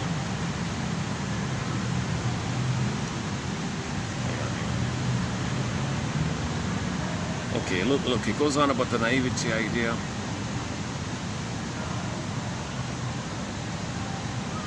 Goethe said, tell a wise man, or else keep quiet, because the masked man will mock it right away. Yeah, okay. So, on occasion, somebody is curious about this project, I just simply say, oh, it's about loss, like a divorce and loss. Like when someone died, how do you process? Oh, okay. So it doesn't freak people out, right? If I said it's psychoanalysis, oh, they might hate you. Oh, who do you think you are? You're that kind of thing. The story says that when you are too naive in your offering, an innkeeper, whom we will call the false innkeeper, called forth by the naivete, steals your gold, and he has no choice. Okay, he goes on a rant about people being too naive and all that, and they lose their gold.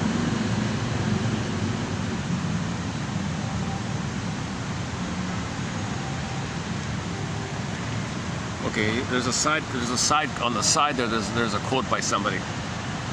The poem is a little myth of man's capacity for making life meaningful. And in the end, the poem is not a thing we see. It is, rather, a light by which we may see. And what we see is life. Okay, that's a good one, eh? Again, Robert Bly says on the tape, he'll say something like a poem. Again, he's got me doing it. The poem is a little myth of man's capacity for making life meaningful. And in the end, the poem is not a thing we see. It is rather a light by which we may see. And what we see is life. Yeah, that's a nice one. All right.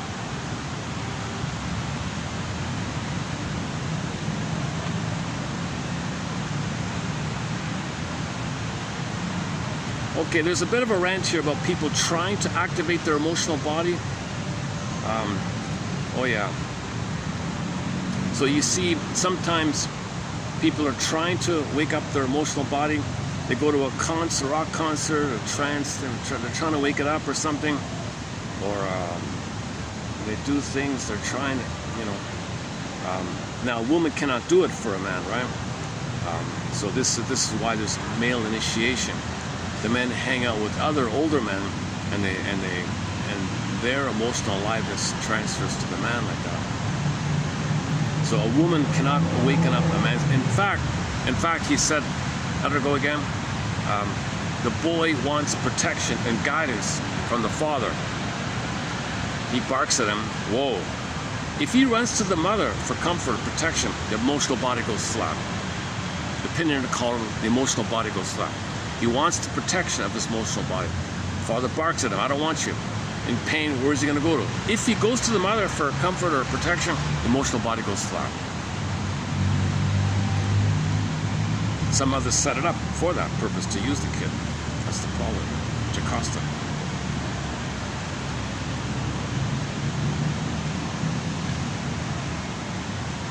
One woman complained, I tried to wake up his emotional body, but it didn't work.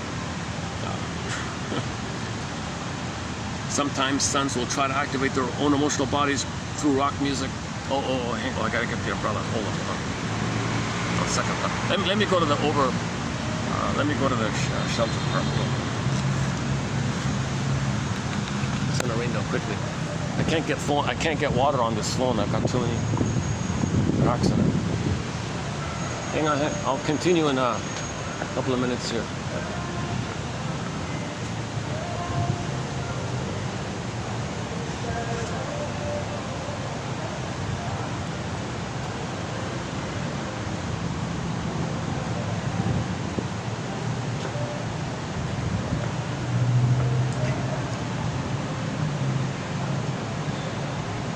Oh, hang on. Maybe I can let the phone read this out. Let's see if the phone will read it out. 1 second.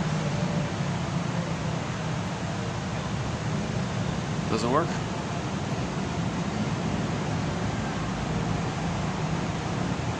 Robert Bly's commentary on the Grimm brothers' story of Iron John, or Iron Hans, was no one-shot wonder. Those who have longed for further adventures and insights from the movement's foremost figure will appreciate this explo not ration of the 100th story in the Grimm collection. As Bly notes, this story is recorded as the Devil's City Brother, but in his retelling, Bly avoids Christian terms like devil and hell. Comparing Bly's version with the Grimm original sheds light on the story and the mindsets of the Grimm brothers and of Bly himself. This essay, which first appeared in Inroads, Volume 2, No. I, is an adaptation of a talk not paired for the Friends Conference on Religion and Psychology in Philadelphia in 1988. Wingspan Inside the Men's Movement. Male Naivete and the Loss of the Kingdom. By Robert Bly. They heard a fairy story, or as Shakespeare called such stories, a winter's tale, about a male descent into the underworld from which the youth retrieves some gold shavings. He later loses them in his naivete and unprotection to a false innkeeper. He passively allows the innkeeper to steal his gold because he is asleep at the time. So naivete and passivity relate to a kind of sleep. In naivete, one is asleep to the greed, ill motives, and shadow side of oneself and of others. In passivity, one is asleep to the daytime activities of alert not-ness and expressiveness. When the chest is asleep, the heart is asleep. Naivete, passivity, and numbness are not male diseases, but in contemporary culture they seem a deepening danger to men. This story begins well with the lostness and the conversation with the strange-footed man. The job underground embodies the old mytho-not-logical theme of the underworld, and suggests some form of initiation for young men, guided by an old earth type. In Grimm, the story is named The Devil's Sooty Brother, but one needn't pay too much attention to the word devil. I would guess it was added in Christian times to a tale already thousands of years old. The being is probably some old earth god of northern Europe. We remember Pan's goat feet. A sculpture of the wild man built into a Spanish cathedral of the Middle Ages shows him with one animal foot. So we could call this underworld being a dark man, a relative of the wild man. It is interesting that the young man who descends with him is required to retain some characteristics of the wild man: long hair, uncut nails, and unconcealed grief. He agrees not to wipe the tears from his eyes. Let's He continue agrees to here. go underground. Oh, That is the battery. most important detail of the story. Sometimes a man will embark on men's work, but refuse to go underground. Men of this sort become consumers of myths, connoisseurs of fairy tales, judges of the conference leaders, playboys of growth. Playboys. Underground is to go into Hades. Playboys The dark men one meets there may not be, of self-help. James Hillman says in The Dream and the Undernot World, symbols of virility but messengers of death. 1 3 I believe that. Perhaps they are the horses of that heathen The until whole New Age messengers movement is themselves basically down. like that. My aim, to go into the under. Just the fun of fantasizing, the breast in the sky, transformational, powerful, energetic, all knows you. You're one with the universe, one with the transforming, energetic power, the vibrational source. Okay, you're describing the baby and the breasting, the nursing at the breast. Where are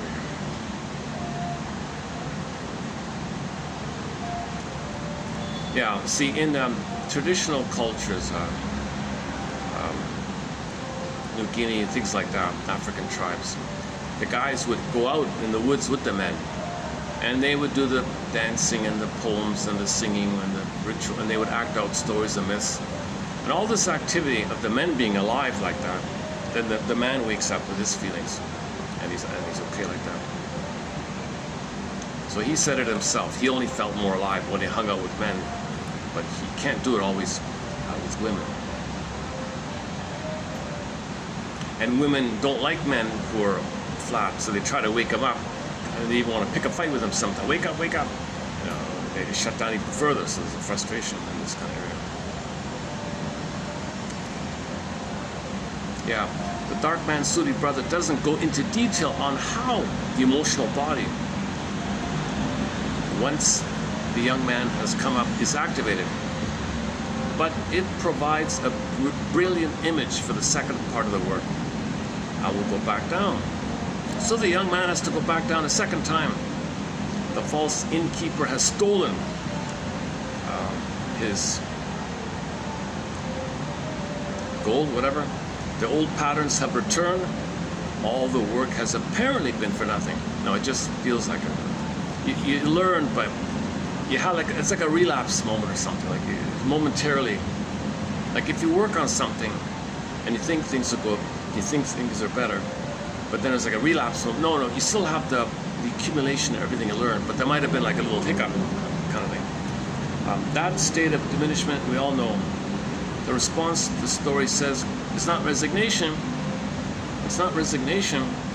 Don't drink, don't go for the beer kind of thing.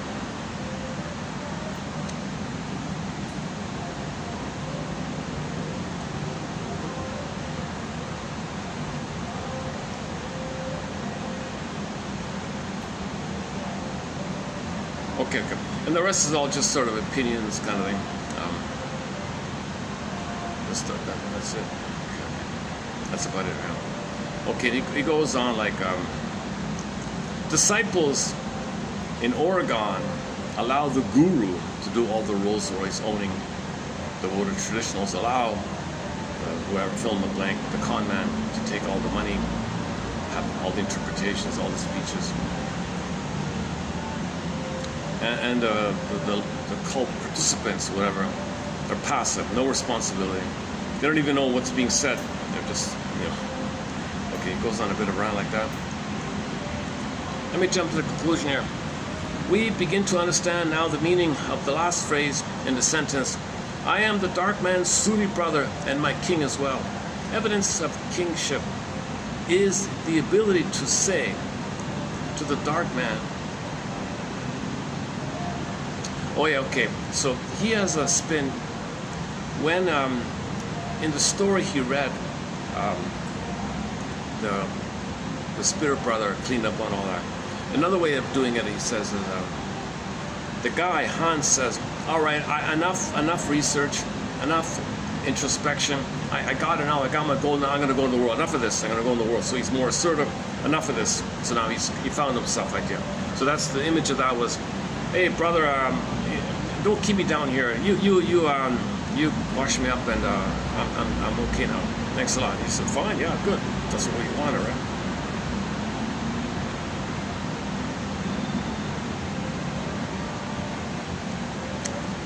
What else can one say about this marvelous story? It turns out that while he was in the underworld, probably his long first period, he learned how to play music. That is a cunning reference to the emotional body. Yeah, that's the new one for me. That's a cunning reference to the emotional body. We remember that Kabir mentioned several times that he often heard music coming from his own chest. Wow. Even though no fingers were touching those strings. When we learn how to play a musical instrument, when the body itself makes music, then a woman hears it, or birds hear it, or other men hear it, or a king's daughter hears it. And then his underworld worker. And then this underworld worker, who didn't wipe the tears from his eyes, gains half the kingdom. We should be so lucky. That's it. Okay. Next part. Yeah, the next part is just a couple of these quotes are in the pipeline. Okay. So first of all, in general, the men's movement. The men's movement is rediscovering the interrelationships among psychology, spirituality, and literature, and the notion that the heightened language of poetry and myth can impress truths more lasting than a straightforward explication can.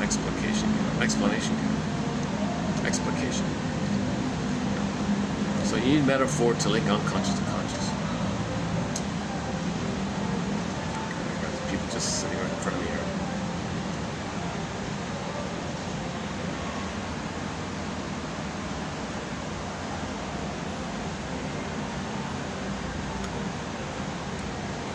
Okay, it usually gets busier later in the afternoon, people coming up here. Okay, okay, here's one from, okay, here's also from Bly, yeah, about the pots, yeah. The devil's suited brother, in this fairy tale, a man is discharged from the army and goes looking for a job. A dark man, the devil, hires him to keep pots boiling for 7 years. Okay, so like he said, we can paraphrase. Okay, the spirit brother in the story, in this fairy tale, a man, whatever, enters midlife, and Pan hires him to keep the pots boiling for 7 years, working underneath the ground. Before he leaves, Pan says, hey, by the way, don't look in the pots, okay? Got it? Don't look in the pots. Well, of course, that's the way to get him to look in.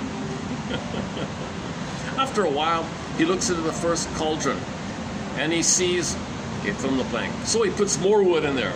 3 months later, he opens the second pot, and he sees another one of those. Oh, he puts more wood in there. It says we are to enjoy boiling these images, these false beliefs, and these created into images, and these beliefs morphed into poofed images telling us we're no good. Boil that away. And these images says they humiliate you. You're no good. You're not perfect. You didn't save your mother. You failed. You know. So this babies do this in a maneuver to get along with the mother. Now you got to update this. Now be clear here. This has nothing to do about anything on the outside. You can boil these images inside. It's a psychic thing. It's not necessary to do anything on the outer world. You boil your fantasy. You boil away your fantasy of anybody in your life, let's say, who criticize you. Okay, if your parents criticize you, there's an image in there. You don't literally, shout at them or attack them or something. You just you can recognize they're not going to give you the truth. They're not going to tell you, and they may be long gone anyways. You're dealing with an image of them, but that image is 99% your anger at them. It's not even them. It's not even them. So he puts more wood on the fire. These authority figures are images of the shamers that we have internalized. We have to boil them over and over until they no longer bug us or whatever, criticize. And when he said he didn't criticize himself, that line at the innkeeper when he woke up and the gold was gone, he didn't criticize himself. You see, so he got rid of that blaming voice. When he slipped up, he had a relapse, made a hiccup, lost his goodness. He didn't blame himself. It is what it is kind of thing. And he's taking accountability, like today's song by Ziana saying, personal, radical, personal accountability.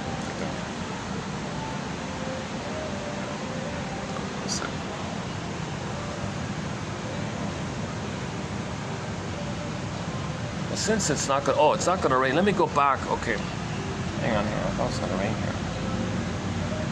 Or let's see. What's the time here? Everybody's just sitting up here. Yeah, let me go. Hang on a second. I thought it was going to pour raining.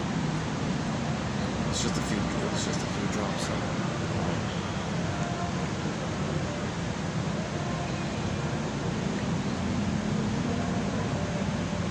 That's it, eh? Oh, hang on. One more thing. Hang on.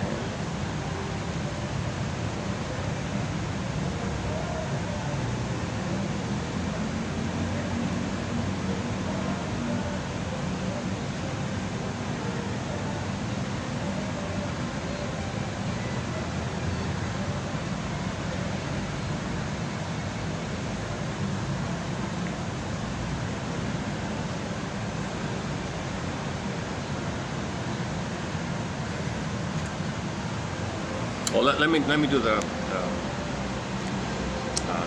search reply here. The Devil's Sooty Brother.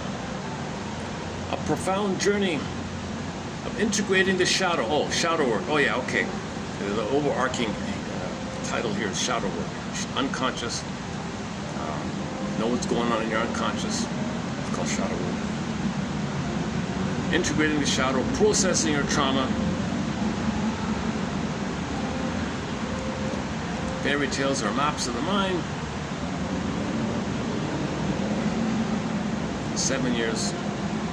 Okay, the idea of being discharged or lost your job means identity crisis. Hands represents a person in existential crisis, having been discharged from his job with no money. He has lost his position in society, purpose, identity, etc. He enters the forest. A universal psychological symbol for the unconscious mind. Ocean, forest, Odyssey, in the ocean. The Odyssey was the ocean. Oceans and forests, other wild, unknown kind of dangerous worlds.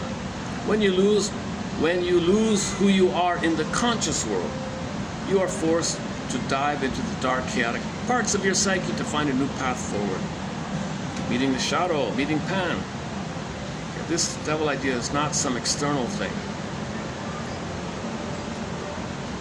Okay, you can say it's an amalgamation of everything about you that you don't know, what you denied, disavowed, quote unquote unwanted. So it's like dirt, they say kind of quote unquote dirty. It's not dirty, but.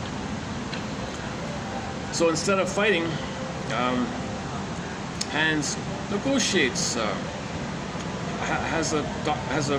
There's a friendship. They're brothers, right? Hans and Pan are psychologically, this means Hans is willing to look at his own darkness, his own shadow. To heal, a client must contract with their shadow rather than repress it. I'll make a contract, don't repress it. Oh, I'm going to make a contract. I want to know myself. Hans is forbidden from looking into the boiling kettles which contain all those people in there. It looks anyways. The kettles represent repressed trauma and resentment. These characters, you may say, we may are called the inner critic. By stoking the fire under this, Hans is actively processing his buried anger and reclaiming his power from the inner voices that controlled him. 7 years of suit. Hans cannot wash, comb his hair, cut his nails, or wipe his watery eyes.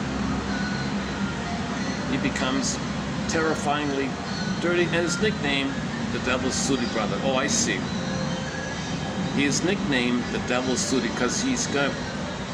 If you're in a thing like that and you can't wash for 7 years. Interpretation.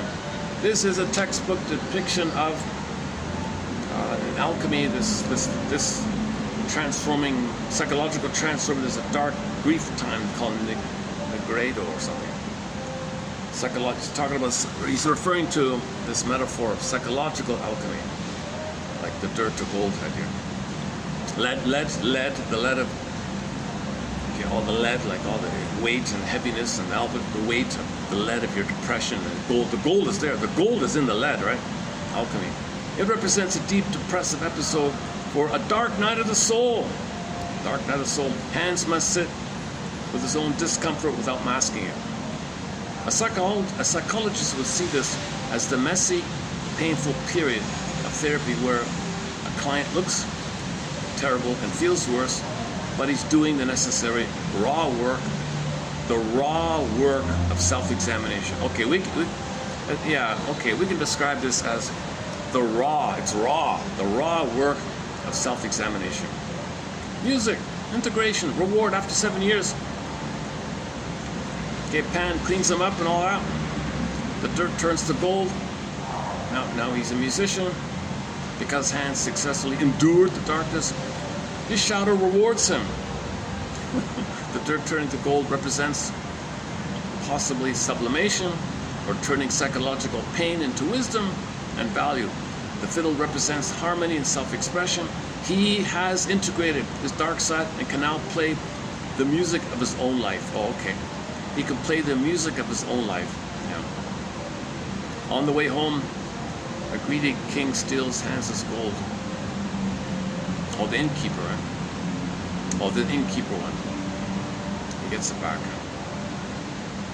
The corrupt one represents the old way. Okay.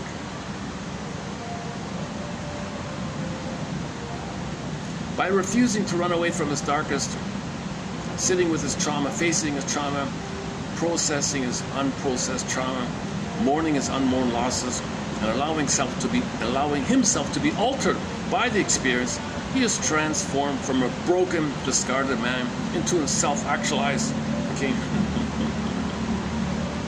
So the transition from broken, depressed person to inheriting the kingdom and marrying the what else? It's pretty, these searches, this is a very good activity people can do. You just ask the AI or the search, what does it mean? What does this story mean? Or what would a psychologist say about it? You can try different versions of it. A depth psychologist or Jungian analyst would interpret the grim fairy tale, The Devil's Sooty Brother, as an allegory for individuation. An allegory for individuation. The psychological journey of descending into the unconscious, integrating one's shadow, and transforming a rigid ego to achieve true inner wholeness. That's the kingdom. Dark forest, hitting rock bottom. The broke, starving man represents your old way, depleted. Your narcissism not working, tricks not working. Old conventional ways of surviving no longer work, or you realize they're meaningless. Desperation forces a retreat inward, away from the conscious world and into the mysterious forest of the psyche. Initiation, rather than what you first think of this devil term. It's not that. It means this spirit of the unconscious world, the spirit, personification of the energy of the unconscious, It's like Poseidon in the Odyssey. There's something guiding you in the unconscious. Poseidon was guiding him home. He wouldn't listen to Poseidon. Poseidon got angry at him. What do you want, Poseidon? You got to listen to me. What do you want? It's back and forth between unconscious to conscious. So Poseidon was the spirit brother. Finally, he agrees. 7 years, gets the gold.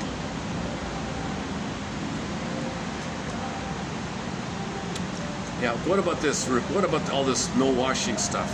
Well, by letting go of hygiene and social presentation, he abandons the old social things you're supposed to do. Okay, this metaphor means I don't have to, just because everyone else is drinking X brand of whatever, fill in the blank, I don't have to do it too, right? So that's, you're not washing, like you're dirty, you'll be unacceptable, right? He steps out of this stuff, allowing his real feelings to take over. His instincts are taking over. So when his instincts taking over, he's looking more and more like the instinctual man, the wild man. He's looking more and more like the instinctual man, his authentic feeling self. That leads to the music afterwards. Going along to get along, there's no music in that. It's just unwiped tears, unwiped eyes, remaining unwashed keeps the vision blurred. I see. We may say that this is looking inward. Oh, I see. Looking inward. Okay.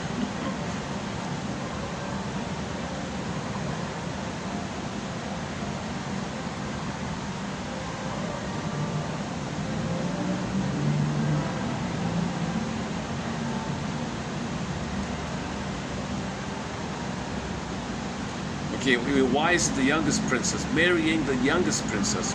The eldest princess represents a superficial, rigid ideal that rejects men who just plunder the planet for a quick buck and don't care about feelings. Right? So she's superficial, so she wants a superficial man, like she's superficial. But the youngest one is the layer down, like the removal, like the deeper one. And she accepts him out of alignment with the deeper self. This symbolizes the union of opposites, the conjunctio, leading to the eventual coronation of a new integrated psychological self, becoming king.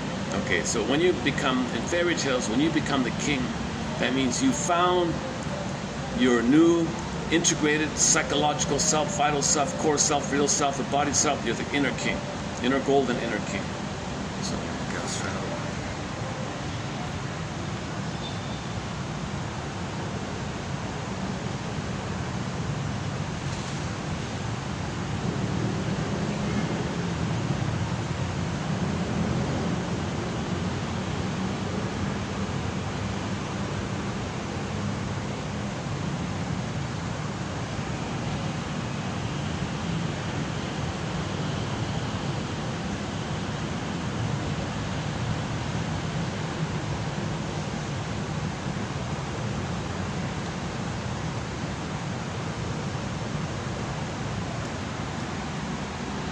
If you change the question, you get different answers sometimes.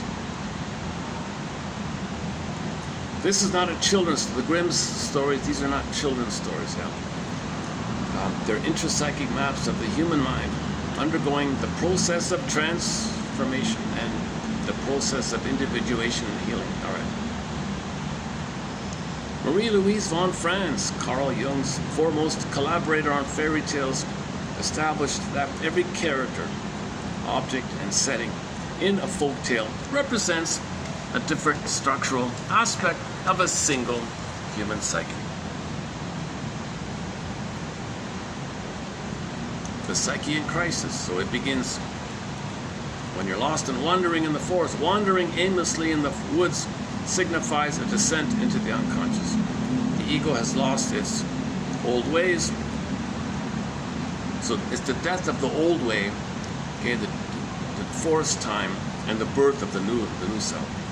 So this is the rebirth motif. This is the common monomyth Joseph Campbell talks about, the universal common monomyth. We have a false way in the beginning to survive, get along with everybody. Okay, you realize it's empty, face wide, it's empty, and get back and reclaim your gold. You had the gold, you lost it, you want to get it back, in other words, right? Okay, this devil guy is also known as the wild man. It says here, the wild man. So Hans meets the wild man. Same as the Iron John story, yeah. A relative of Iron John's wild man.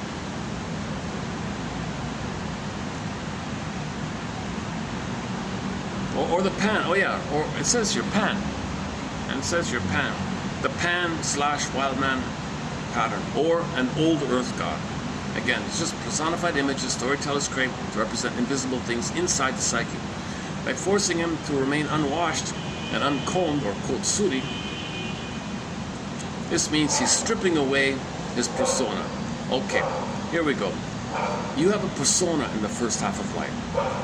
This is what your parents want, because they're using you to serve them. You sacrificed your gold for the persona. So if you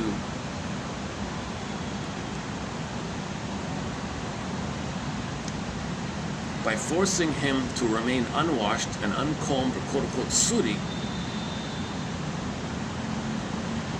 this demands that the person lets go of his old manicured persona. He must live a raw, instinctual state, confronting and integrating everything that he was not allowed to before. So, in other words, it's all about feeling your feelings, right? His job is to keep the fires burning in the kettles. Heat of transformation, using emotional heat and conscious suffering, things get transformed. Yeah. So if you stay with your feelings, tie yourself to the mast, Odysseus, feelings can wave, you accept as something. You can deny your feelings or hold yourself and allow them. Yeah. That's the idea.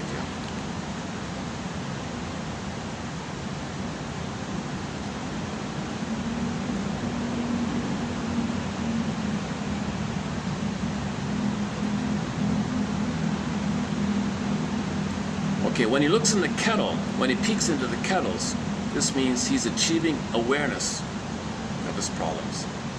Instead of acting out of vengeance, he simply carries on, putting the wood under the fire. This means he acknowledges his past trauma and allows the unconscious to process and dissolve all this old lies you were told.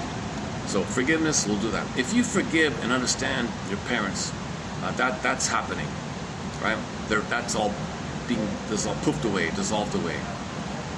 Dorothy throws water on the wicked queen, water's feelings, and she dissolves away. This motif can take many ways. The fiddle. Music represents liberation of feeling. Music represents the liberation of feeling. He has transitioned from a rigid, mechanical mindset to an expressive, emotionally fluid state. The sweepings and soot turn into gold. This is something we hear about a lot. The very psychological material we reject, fear, or find unappealing contains the vital energy required for psychological wealth and wholeness. All right. At the end of the tale, he plays his music, wins the heart of the princess, and inherits the kingdom. Attaining the throne symbolizes that the ego is no longer a wandering, fragmented entity. Okay. Hans at the beginning, this is your limited, damaged ego, like neurotic ego. Now it's damaged and it's wandering. You don't have that anymore. Now,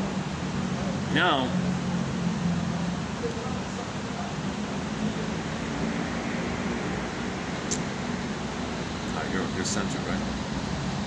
The marriage of the soldier and the princess represents the ultimate union of opposites. Specifically, it is integration of your consciousness and your feelings.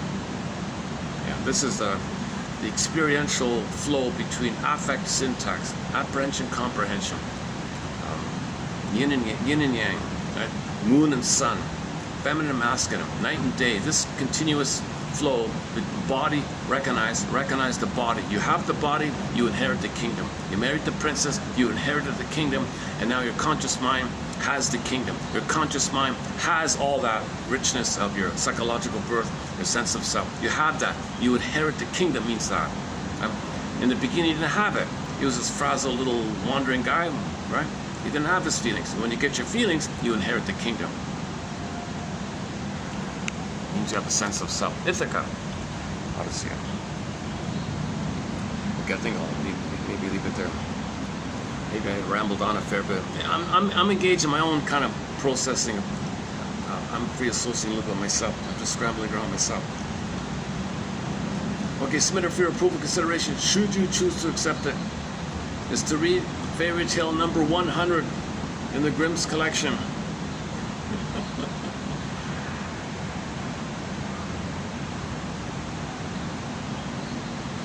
or alternatively, get Alan Chinnon's book called Beyond the Hero, because he takes the same thing,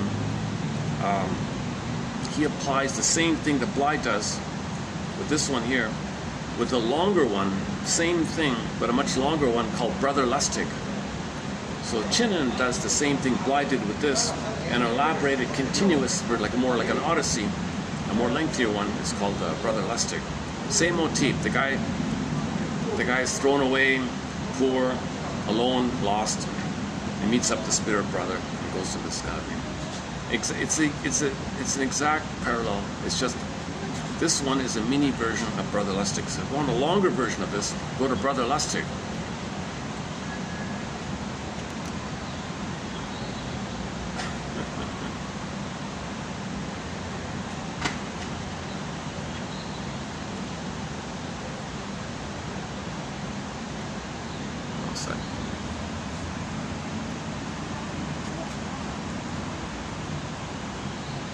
Oh, let me, the lighting's better here. Maybe I can get a better, let me do another copy of the song from yesterday.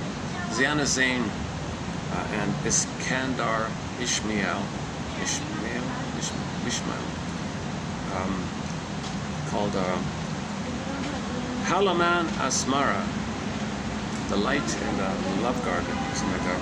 Yeah, here it is here. Yeah, here we go. Let's do another. Now this is Ziana Zain.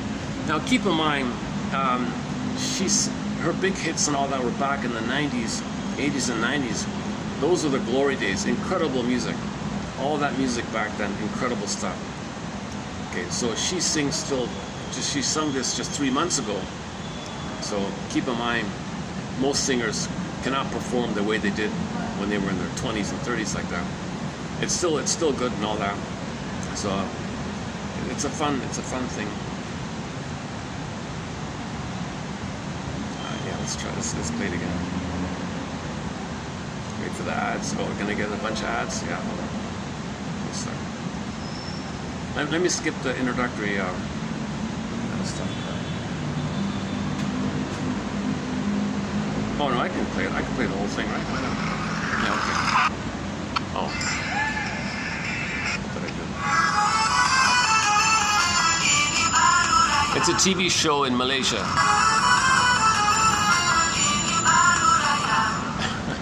It's a TV show. It's a song about companionate love.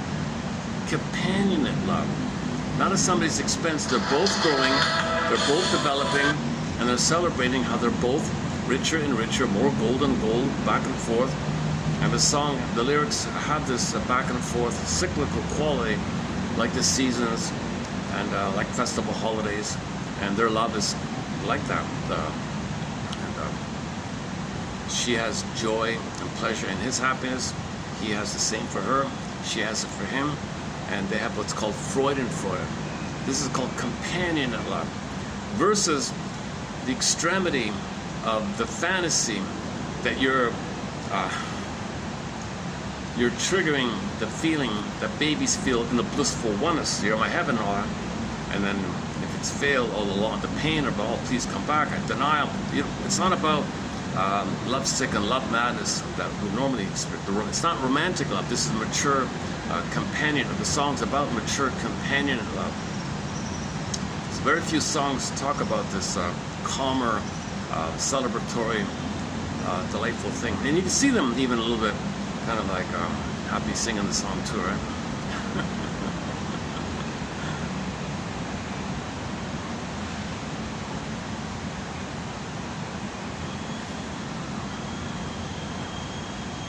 Was that the next one? Oh, maybe I got to mix. Oh, it says here. Oh, maybe I got to mix it. Yesterday, I thought his nickname was Typewriter. The guy. I thought it's called Typewriter. Maybe I got it mixed up. There's a guy. There's a male musician whose nickname is Typewriter. I thought it was kind of funny. So imagine a band, a rock band, called the Printers. Welcome to the Printers. Welcome to the stage. Please give a warm welcome to the Printers. Wouldn't that be a good name for a rock band? The Printers. Like you're printing the voice, like your voice speaking, you're printing. Typewriter. What's this one? Hold on a second.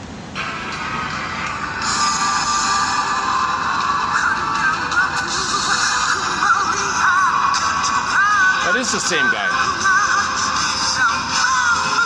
What's a different guy?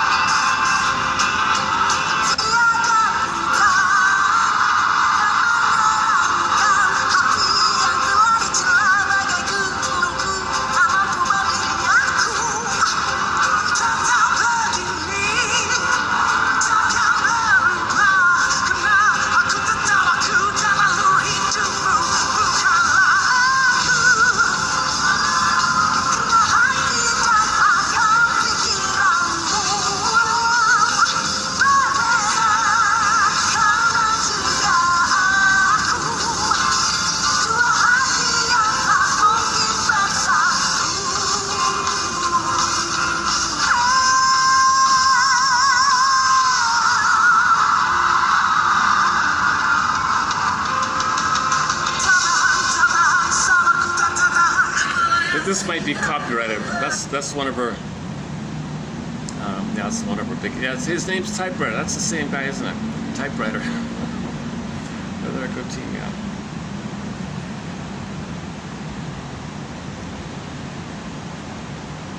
Yeah, this is all copyrighted. I've tried to play a lot of this stuff. Even this one from the Ivory Coast. Even this was copyrighted. I tried to play Alyona Yaroshina's cover of You're So Vain. It's an excellent cover. Even this got blocked. A cover of Carly Simon's You're So Vain. That got blocked too. Most of this stuff gets blocked. Yeah, here's a great song. This is absolutely a great song. Agapanmu. Agapanmu. This is a great song. This one here. Look for the live acoustic one. I think that's the best one on stage. Okay. So, submitted for your approval consideration. Should you choose to accept it, befriend your spirit guide, your spirit brother. Befriend something in you that's communicating to you, telling you to do the work, the shavings, to resolve and face your inner voice. One way to do this inner voice thing, he said, one exercise is the realization that the child must internalize the voice of the parents to connect them to the parents. So whenever the mother doesn't meet the baby's needs, the baby perceives that as the mother saying, "You're no good, I don't want you." And the baby says, "Mother said that to me. I become what mother says to me. Mother said I'm unlovable, unworthy, and no good. I say that to myself." That's the voice you got to boil away. That's the image, that's the thing, what the whole thing's about. You got to boil away this voice. It's very deep in there. That's why you got to spend 7 years and heat it up and really face it and get dirty and don't. The old way is deny. Now you got to accept, and then you get your gold back, right?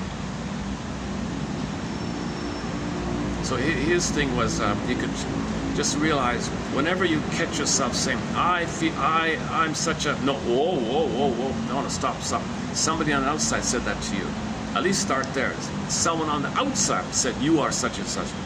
Oh, okay, that's on the outside. Someone else, now you have a chance to deal with it. Like he was dealing it with with the kettle. He was dealing with it. Oh, you're telling me that? No, now back off. Right? So similar idea there, right? So when you recognize the voice, you're no good and you're no good, that's those three characters braiding him. Now they're in the pots, back off, boil it away, no way, until it goes away. So similarly, so you consciously say to yourself, oh, I feel unworthy. No, someone said that to me. Now, they didn't say it directly like that. No mother directly vocalizes that, but her behavior, it's a nonverbal communication. So she said it in that way. You recorded it and have language on superimposed into express it with the language like that. So you put it back, no, boil it away, no, boil it back, no, stop it. You said that, you're impaired, that's your issue, don't put that on me, that's your stuff, that's your work. You gotta go down and face your kettles. The mother didn't face the kettles, the three kettles. She didn't put wood under those kettles. She didn't befriend Mr. Pan. I feel a little sick. Yeah, I'm trying to take a lighter load today, because the past 4 videos was kind of a little serious about the narcissism.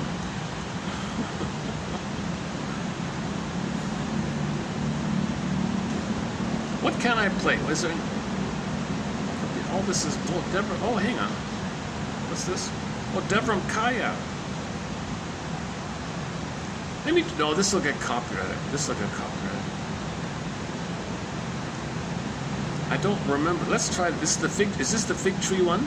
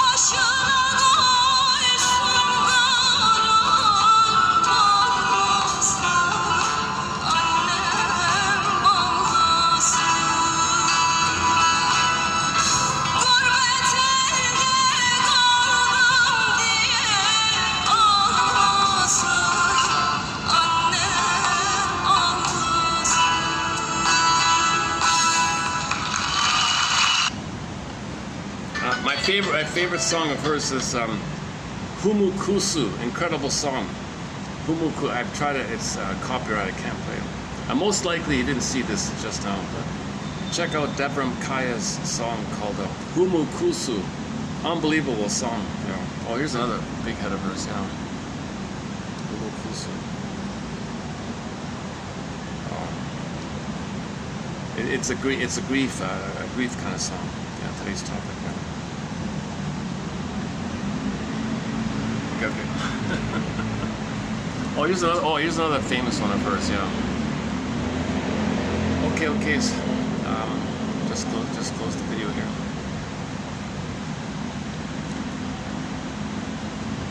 Any final thoughts? Shadow work. A common idea about shadow work is what you're saying about others. You're usually talking about yourself. That's shadow work. Owning your projection. Shadow, don't know, don't want to know, too embarrassing to know. You say others are that. It's projected out. It's a mirror to know what's with them. That's called shadow work. Working with the shadow. It's in your shadow. It comes out to you, and you accept it, integrate it. Every time you do it, that's like getting a bit of your gold back idea. Projection is the means of bringing repressed material to consciousness, also known as shadow work, right? Robert Bly's called the grief poet. Grief is the doorway to your feelings and identity. I feel though for him. Grief is the way. Grief is the pain. And when you express and release it, that's the mourning idea. The mourning.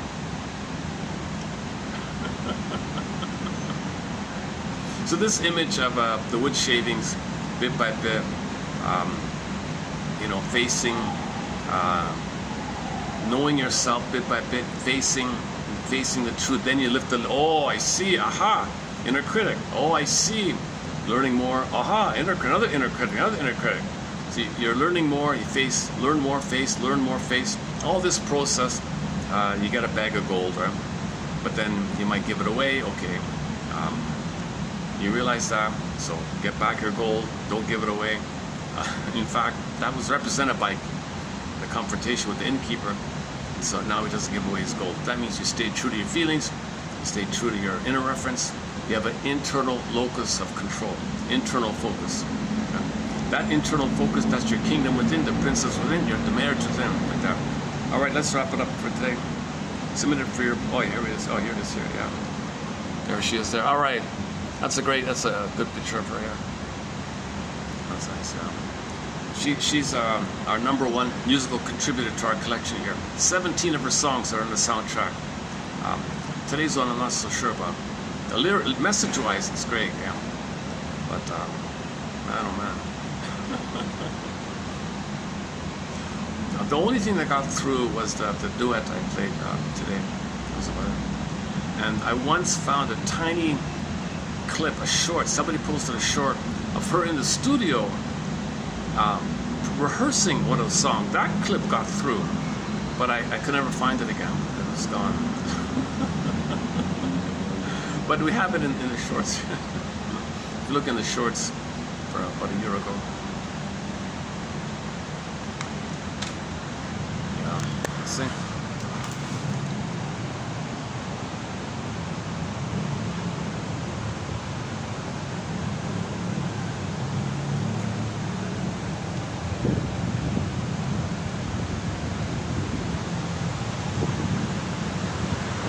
Sunset.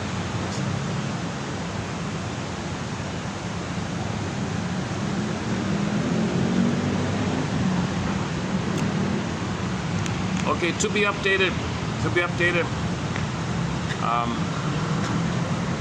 Check out any audio by Robert Bly, not so much the poem part, but all of his fairy tale interpretations.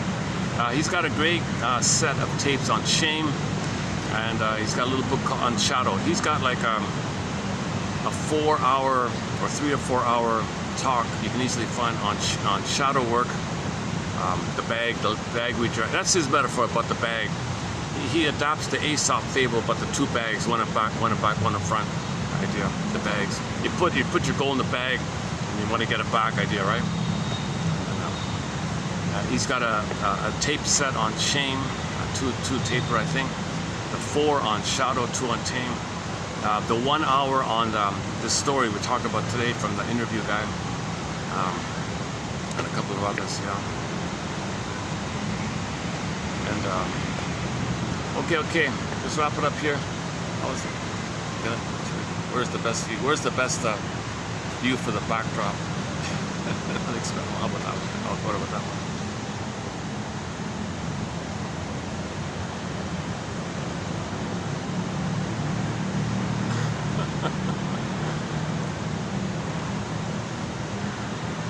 Robert Bly says that when he speaks to the audience, dear audience, 30% of what you're going to hear tonight in this lecture is wrong.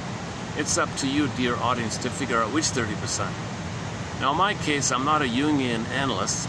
I'm not a shrink, professor, midwife, historian, doula. I only have a BA. I'm the compiler. I've never been analyzed, never studied psychology. So 50%, maybe 80%, maybe 90%, maybe 90% of what you heard here, I got wrong. I don't know. Find the 10%. And hopefully that 10% will lead to curiosity, empathy, and understanding. That'll be a CEU, continuing education unit, because it's a continuous process. It's a continuous work. And I'll see you in the next video. Okay, thanks for just wrap it up here. Okay. Okay. See ya. See you next time.